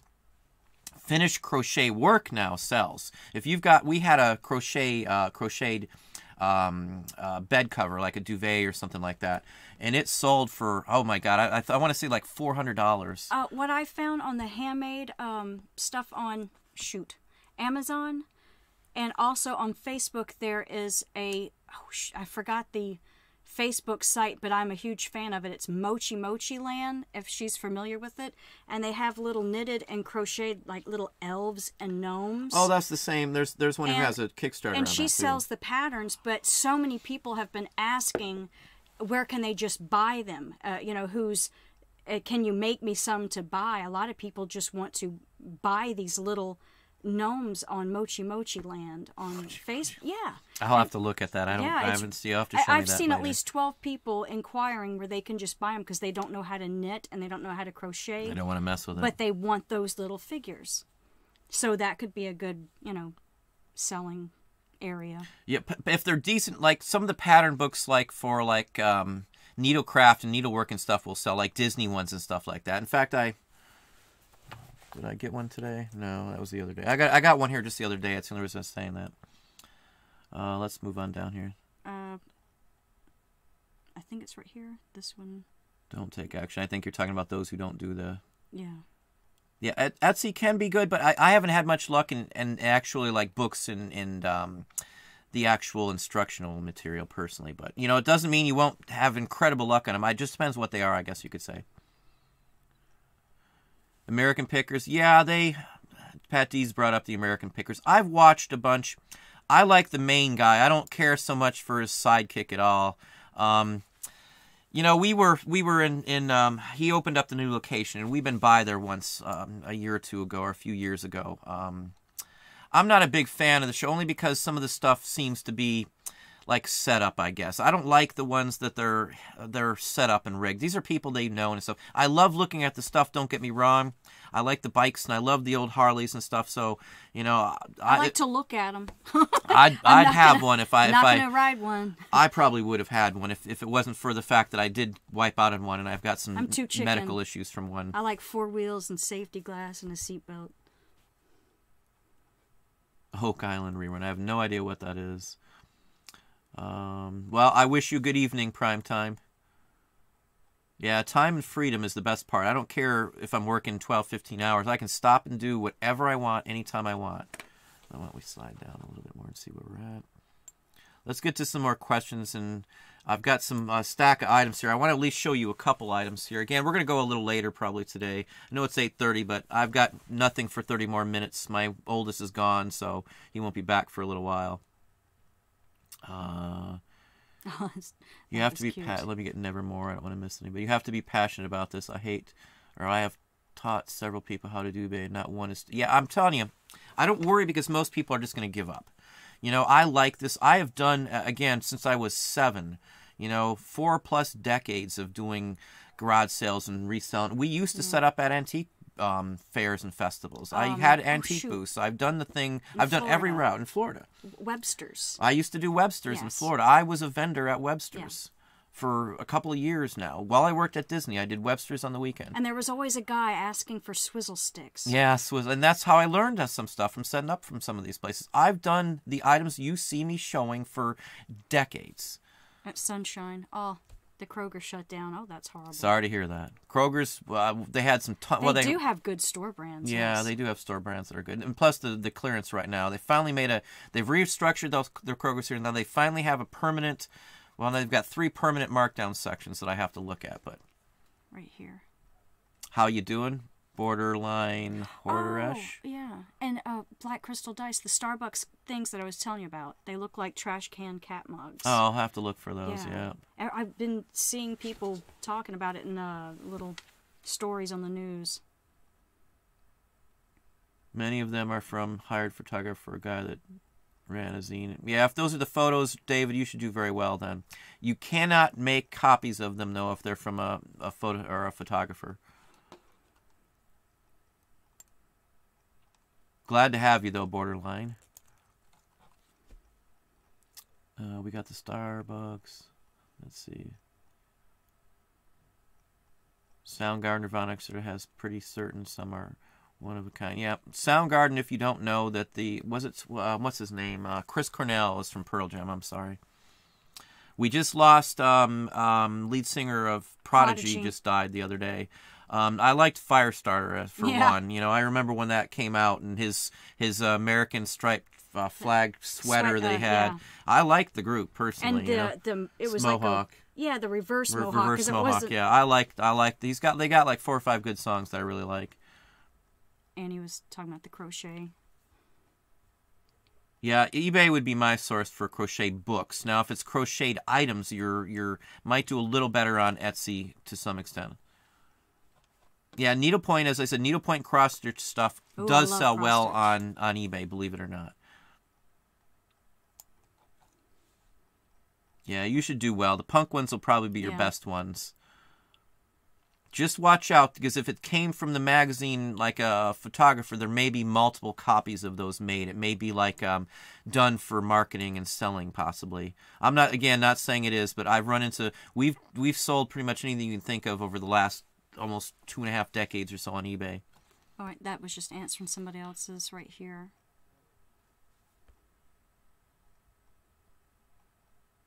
Where are we at? I right was here. wondering if there was any way to trademark and resell prints, maybe. You can resell and trademark. Well, you'd be copywriting the actual artwork. The trademark would be on your name. We do own a couple of trademarks ourselves. I'm not going to holler it out because I'm not going to holler out my name loud. Most of the people who really want to find out who I am can find out. My Facebook group is tied to our main actual page, so we do not accept anybody to our personal Facebook page, just FYI. And one other thing, too, I know a lot of people end up sending me photos through my email accounts that I have, like my Auction Professor email account. I do not open up anything with attachments to it whatsoever, ever. If you want me to look at something, you're more than welcome to post photos of it in my Facebook group. I try to look at them. I know I'm been behind. We do have a new employee coming in on Monday, so I'll have one more person to help out here. So I'm trying to alleviate it. You know, if we have to have another employee, we're actually going to have to go to a warehouse too. So he wants to know about the product weight limit. I mostly keep with small stuff. Most of my items weigh 4 pounds or less because I can do first class international for everything. And, you know, pretty much everything is 4 pounds or less. I'm trying to think of anything that would be more than 4 pounds. Toys and RA and FBA are items that are heavier.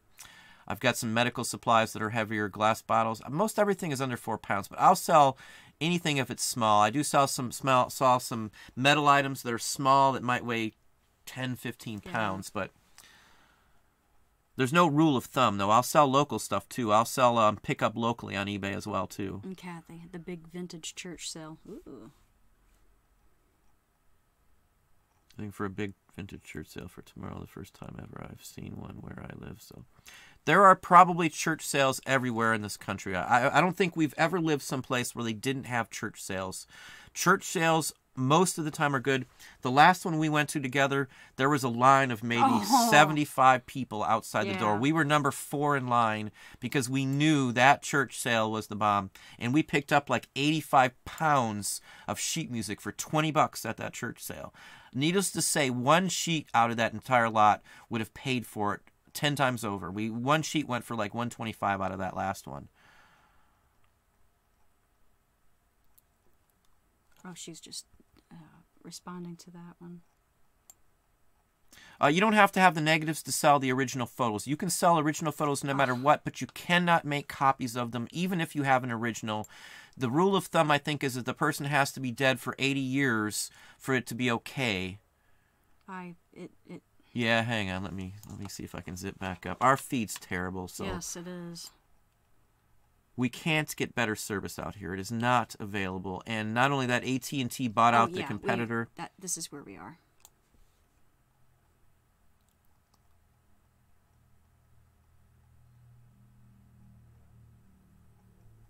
Yeah, some of the vintage one, too. You're not as well off on selling vintage cross-stitching and stuff like that. The newer stuff does seem to sell better. Oh, yeah, the stuff. Like the parachute pants in the 80s. I wished I would have kept mine. Yeah, all that stuff's good. I do, when we were doing clothing, I think the clothing pieces that I sold the most, the quickest and the best, were almost always 90s hip-hop. The Michael Jackson jackets with all the zippers. Oh, those always sold. Oh, yeah, yeah. My I haven't run into those in a while. But the 90s hip-hop, we could always score. I know places I can get it anytime I want to go over there, but I just don't want to mess with clothing anymore. In the 80s. Right here. Yeah, stuff does come back around, Chris. Thrift Shop Hustler. Amazon Seller 99. What's your favorite item category to buy stuff in? Paper, anything. Anything paper. Yeah. Music's probably right up there. Postcards is paper, so any of that. And I love vintage toys. Me too. Toys, anything early 90s and before, as long as it's the right line of toys I buy. Marrakech 7, how you doing? Hello. Thanks, NH New Hampshire guy. 80s, late 80s toys, remember? The germs in the little test tube? Oh, yeah. We've got one of those somewhere right now. Yeah, because I had given my mom as a Christmas present. Gift. I remember those. And she was disappointed. But those are really highly collectible, the germs in the test tubes. A lot of the 90s right now, I can still get boxed versions, NOS stock around here in big bulk lots sometimes, if you know where to search for them. It's not going to come up for everybody. You're going to have to dig, and you're going to have to know people, but we're lucky enough to do it. Okay, that was right there, right here. And I told you thanks, Marrakech 7 as well. Let's see where we're at. Vintage buttons. Oh, Annie, we do a ton of buttons. I've got what, 5,000 The vintage whistle buttons. Any of the vintage Yeah. buttons. We used to do button auctions from a company called Armchair Auction. They're still in business.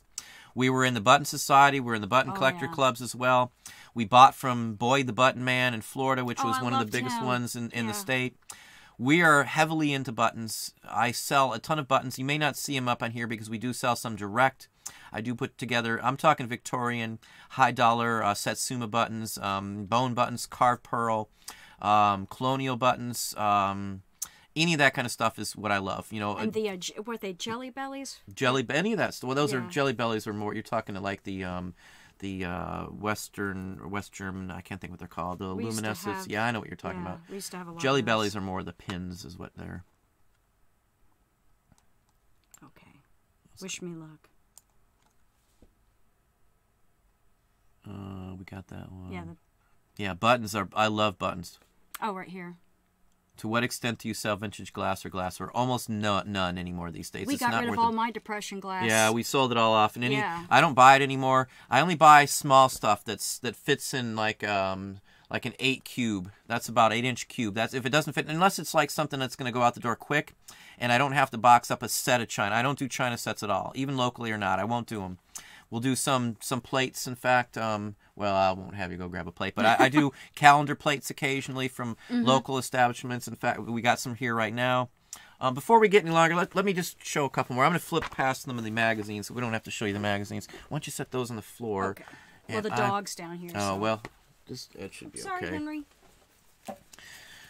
Here's an example. It has a little bit of green in it. I'm sorry to do that to you. I bought a bunch of these. There's just a couple right here. People are listing these. This is 1949, if I'm not mistaken. These were like promos. It has Pillsbury cake on the back. They're basically advertisements given out. People are listing these for like 60 and 70 bucks a piece. I know better. Again, people overprice the wrong things. Not one of these sold, but I'm going to put these up for $17.50, and I'm almost bet you these will be selling pretty quickly at $17.50. Again, don't go by the price guide. Don't go by certain sales. You got to know certain areas. I paid $1. I think I paid $1 a piece for each one of these. Even if they're $9.99 or $9.99, I'm selling them for, which I know I can get $9.99 a piece for these. You know, I'm going to get a couple $100 out of just these, and I paid like $127 for everything that I got today. And I got a lot of stuff today, and I mean a lot. Let me show you the next one. I got a bunch of advertising pieces. This actually hung in a store. This is a store one. It's got the brass pin clip up there on the top. I got a bunch of these too. This was from a closed down grocery store. I guess it was in their warehouse. These are from the 80s. Mint condition. Again, it's real thick cardboard. These cost some money to actually make back in the day. All this kind of stuff I do very well on. Character stuff especially. And we used to do the Campbell's labels for the schools as well. These are actually from the grocery store. These would be displayed at the thing where you'd actually pick up the certificates to mail in your receipts. These are literally, again, promotional items from the store. These are from, looks like 86 on them right now, 1986. But I got a bunch of them. You know, there's more than just this. But, you know, these go for a couple bucks a piece. I paid $5 for a whole stack of these here. Those so, are cute. Yeah, I thought they were going to do very well. You can set those on the floor, too. Oh, you already got that? Okay. Local advertisement for the local newspaper Blade, and it's a calendar. I've done a video just on calendars, 1955. It's complete. Easel back, 50 cents. You could have just left them. Okay. 50 cents, though. 15, 20 bucks. You know, nothing super spectacular. But again, my guys, you know, get paid so much an hour. They list at least 15 items an hour, so they don't have to sell very much to pay for their wages. This is a souvenir program from Gene Autry. I had to look at who it was in the face. Gene Autry. This is actually from a live performance. It's got other musicians in it. I paid $15 for a stack of these. Not just this one, but there's one of each of a bunch of them. I'll just show you one more here. You want to hand me the next one here? Roy Rogers. Roy Rogers. I don't know if you can see it, but he actually signed it. Is that Dale Evans on the back, or no? Yeah, it's Dale Evans. That's his real autograph. Now I've looked. That's in pencil. It's 100% his. It's definitely in pencil. But he was here in town. It's listed in town on here. There's other performers in here. So, you know, his signature is not worth sending in even. But I'll still get 15 or 20 bucks for it. So, you know, again, who cares if that's all I'm getting? And let me just throw this out there, too, because I know people say, you know, I don't like to mark down items, and I don't want to keep hitting on this, but people are giving out bad information. If you've got items that have been up for a long time, and they haven't had any bids or any interest in them in, let's say, a year, you need to mark them down or adjust them in some way. It's the item, it's what you've got. You've got something wrong with it, and most of the time it's the actual price. Somebody said, hey, it's just other people looking at my stuff, another seller that wants to buy it. You think he's going to sit there and wait for a year to get something $10 cheaper to make a few bucks off you? It's just not the way it works. Most people don't have fake watchers and things like that on their stuff. You know, so I mark them down. I sell them. I'm not going to hold on to items for 5 years. I guess that would be a big point of what I wouldn't do. So that's just a ploy that we do. You know, talking about, you know, how long to keep things. I want you to pull that. Sheet music, another sheet music. Every one of these type 80s rock and roll hairband music I sell very well. This is an original from when Foreigner 4 came out. It's the actual sheet music. It's got the, well, yeah, it does have. It's the words and everything. Oh, the lyrics. It's always good to have lyrics, you know. I liked Lou Gramm on his own as well, too. Midnight Blue was a good song, if you know that song, too. After he was out of Foreigner or on his own. I'm not sure when he did it, but it's an 80s song as well. Midnight Blue. Why don't you grab a couple of the... Now, the other item here, I talk about parts and pieces. You can just have the one. Here, we'll start with the one. Oh, just the one? Okay. Now, I don't know. I don't know the difference on some of these between the fake and the real. I got $2 into a box of this kind of stuff. Even if it's a reproduction, which I don't think it is by the markings. It's really deeply engraved. It's a German... the last name is Rockwell. Now, I looked this up. It's German. It's a legit piece. It's got another signature on the back for who actually painted it. This is what a normal porcelain doll looks like, the head, from the 1800s or so. The hair is extra. There's a plug. The eyes, why don't you grab the one with the eyes in it so we can show them that. Yeah. The eyes are added extra on every one of these from that era. Here's a perfect example. Those are glass eyes. This is another German one. It's got an impression from the person actually impressed into the actual clay or ceramic of the artist who painted it. Those are actually added on. Unfortunately, they're blue, and for whatever reason, the green screen set them off. But they're glued in with like a paste on the inside on these kind of things. Every one. That's what you look for. If the head comes off, if the hair comes off and there's an opening, it's usually a good vintage doll. Just FYI. You know, I got $2 in all these, so even as a reproduction, they're worth 10 or 15 a piece. Why don't you hand me the last head over there? This or I think it's this one, isn't No, it? no, I just gave you that one. Okay, it's that one over this there. One? Now, this is a Sealy. You can look this up. I know the name. I've had pieces from them before. I haven't determined yet if this is a repro or not, but it looks like the legit deal. Looks like it's... Some of this came from an old stock, and I'll show you why. Why don't you hand me the body? Ooh, okay. Again, I buy anything that's worth money, and for Please $2, don't break. yeah, it's a mix. For $2, this is the body that goes on this. This is a Sealy. Now, the body's definitely original. That's why I would say that the head's original. Look up Sealy, S-E-E-L-E-Y, I think is what it's spelled. This is a legit deal, as far as I'm concerned, because the arms are even marked. Usually they don't sign the arms, but this one is.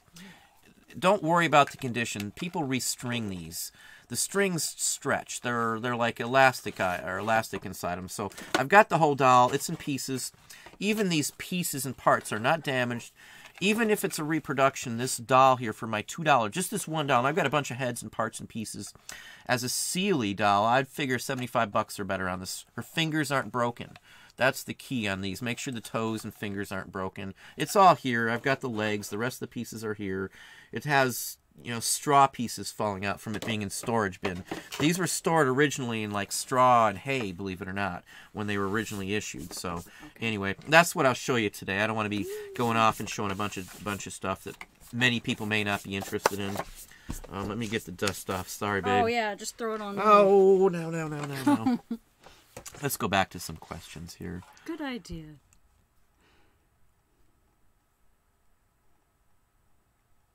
That's nice.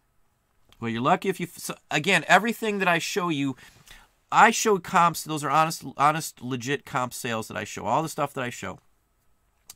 I can't say that anybody else is going to have the same results as me. You can look up the items. Most of my items won't show up in ended sales because I do the item out option, so they don't show up in sales for most of the part. I have no reason to make up sales. So, you know, all the stuff I sell and show you that I sold are legit pieces anyway. again, there's no guarantee on what I show you I sell is going to sell for that for somebody else. You know, there's no rhyme or reason some days. We've got real good feedback. We try really hard, and we have a ton of repeat customers. Charles in our Patreon group actually has way better repeat customer business than I do. He's almost at 40% of his customers are repeats, which is huge. Call you out, Charles, there. So he's one guy that just got his stuff on the ball. Again, it depends on what you have. You know, most people start off in 2 or 3% if they're lucky on repeat customers in the collectibles field. Most clothing people have a couple percent, if even that much. So the new Super CFL, it looks like. How you doing? I've been to Wisconsin. I've spent some time in the Dell area. That shirt the guy was wearing. Come to Wisconsin and smell our derriere. Yeah, I remember that one. How you doing, Landshark Picker? Landshark Picker has his own channel. He does some good videos as well. I think he was, as I said, just on Chris's channel as well a day or two ago. Let's see here where we at. I don't use Terapeak rope and Reseller, honestly. I don't mess with it at all. I've got our own stuff I track on Excel spreadsheets for everything. Terapeak, in my book, it only helps certain people. It's mostly, in my personal opinion, for those selling massive quantities of like wholesale or RA or something. In my personal opinion, I use Excel for everything. I've got spreadsheets galore for everything I use. I grew up on it. I've used it for 25, 30 years. So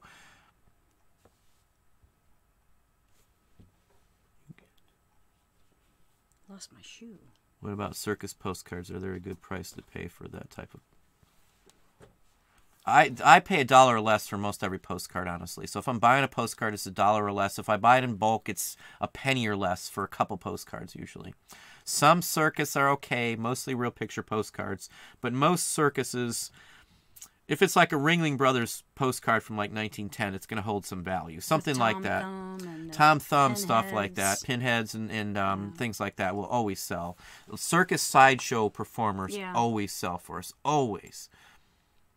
In fact, I've got some Victorian circus performers right now. I might post a picture of a couple of them in my Facebook group too. If you haven't hit the like button, please hit the like button. I know I always forget to say that. The Allman Brothers Band, yeah, that is who I was talking about. Yeah, Minnesota. We had a friend from Minnesota. How you doing, Steel Prop? Where we at? Just got to. Oh, I see. I don't use Terapeak. It's been around for a long time. I knew somebody who paid for it, but I've seen it. I've played with it. It's just not my thing. I didn't see any benefit for what I do. It's just extra time to waste. I do have a site that I'm going to holler out to this week that will cut down your comp search time probably and knock off 75% of it. There's a site out there. I won't call it out now because I want to do a little video so you can. I don't want to just give something out there without the use on how to use it. There is another site out there that I use now. I never use eBay anymore to search comps on eBay. There is another site out there that'll blow eBay's search results out of the water. And I'm talking mega blow them out of the water. You will be shocked when I show you this. Let's see here. Which would be best to get into, Amazon FBA or FBM? He's relating to selling fulfilled by Amazon or fulfilled by the merchant. I do both. I do both of them. It depends on who's got the buy box and what the item is. I don't go against too many Amazon buy box items. If Amazon has the buy box and has full control of that item, I'm not going to mess with it at all. It depends on the item. That's all I can tell you. It depends on what you're selling, Tess. That's the bottom line on that one. Right here.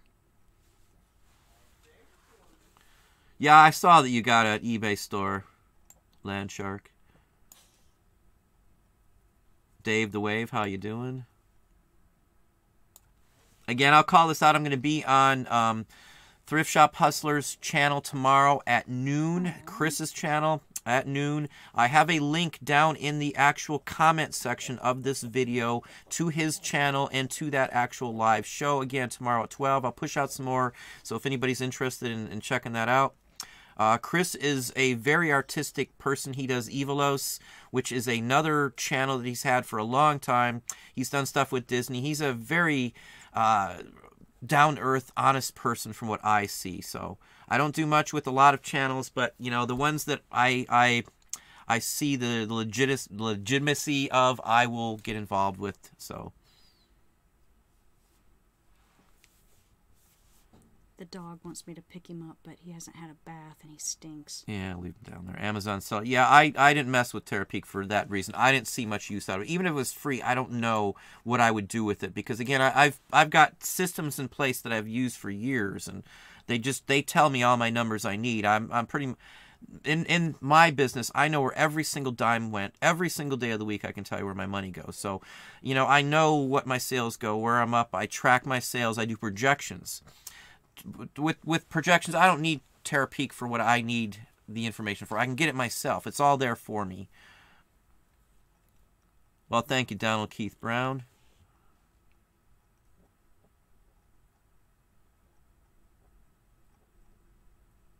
Oh, that's the profit? What are you talking about? Right here and then here? Right.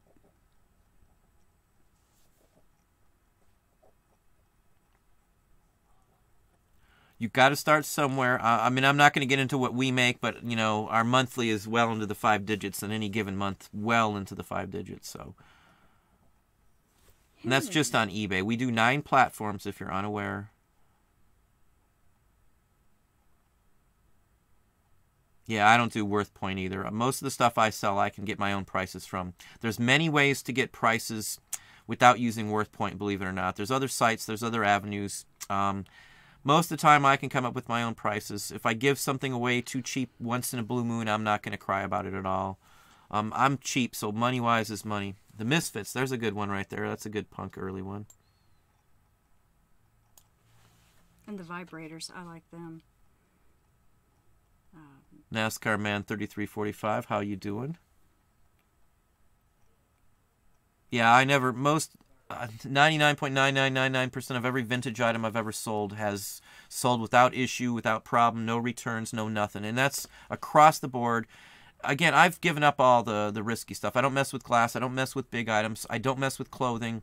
I don't do cell phone resales. I don't do high-dollar stereo equipment. I don't care. A business here that I deal with and fixes some stuff for us, like TVs, and gets parts and replacement parts. You know who I'm talking about. He was selling on eBay, and he lost $12,000 in 1 month. And he's a pretty bright guy, and he gave up eBay just because of stuff like that. So, depending on what you're selling and stuff, I don't mess with risky stuff at all. Wholesale-wise runs, and I could close down my antique side and still be just fine with our wholesale. So, I got that one. I agree on vintage. I do cameras, watches, etc. I do vintage watches I'll mess with, too. I have a 90s Swatch watch. Swatch watches we do mess with. Swatch watches sell very well. Yes. Yeah, thrift shop hustler, 15 years. That's nice. Let's see, you have a ton of great knowledge. Yeah, I always learn to just click riches. I'm always learning something. I don't care. I'll take any advice as long as it's good advice. But if somebody gives me bad advice, I'm going to tell you I don't buy the advice. It's bad advice.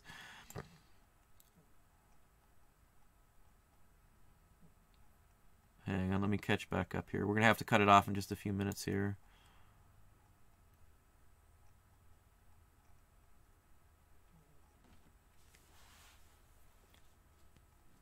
Let's see here, not much. Let me see where we're at.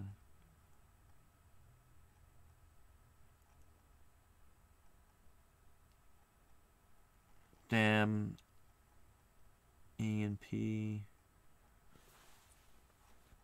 There's plenty of places to find prices if that's what we're talking about here. Well, thank you, Kathy. I appreciate that. Did I hear that? And you as well, Carl.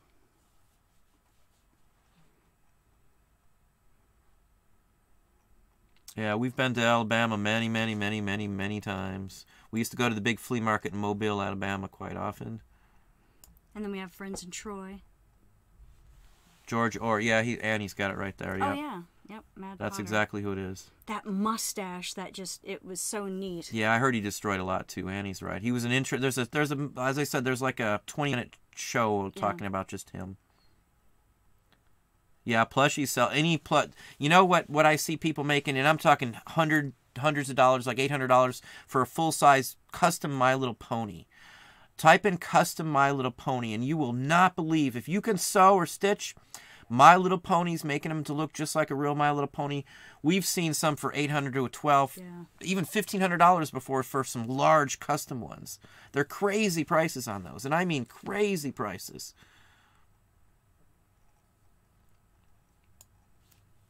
Tyrannius Oz, how you doing? 581 Shop, how you doing? Any money in quilts? Yes. Vintage quilt, crazy quilts seem to do the best. We've sold parts. Remember we got the facings? They were just stitched squares. Yeah. Quilts sell very well. Vintage ones the best in the best condition. I've seen some quilts made out of like ties. I've seen quilts made out of tobacco silks, which sell for a horrendous amount of money. And Boyd the Button Man, he had a quilt made out of the clothing tags. Oh yeah, literally the tags from vintage clothing. There was a quilt made of. I've seen a ton of quilts. Quilts go very well. Vintage nice quilts though, they've got to be well rendered. Vintage ones, 1900 and before quilts are like the best if you can ever find them. Sherry, I guess I know. I wish I knew how to crochet and knit too. I can cross stitch. Yeah, patterns still sell. Depends on the pattern, of course. Oh, okay, look, Annie just is telling me what the gnomes. Oh, there you go. There's somebody who does, like, felt tacking animals and does Kickstarters, and they do tons of Kickstarters. Those little tiny plush animals just do incredibly well. I was just surprised. If I could go to the craft fair and buy those, I would. Well, thank you as well for being here, NASCAR man.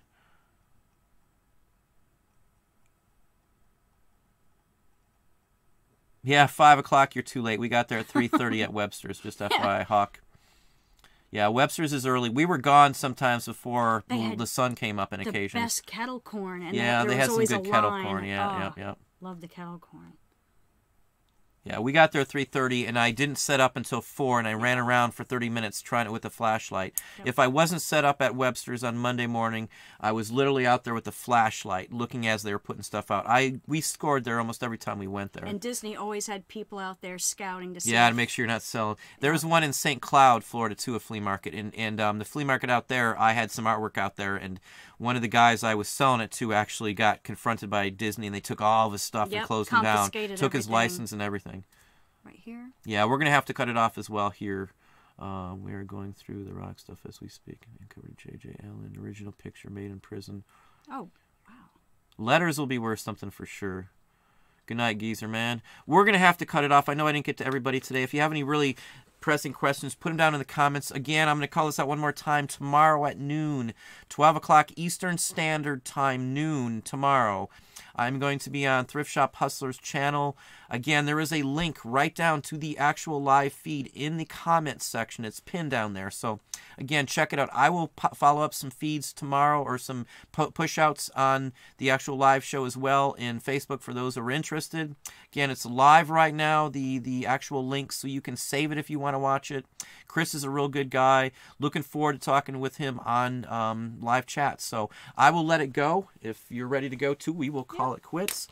We will pop it off here. So if you've got anything else, pop them down below, and we will do our best to answer it. If I can get my fingers moving, we will end the show here. Bye. I appreciate everybody being on.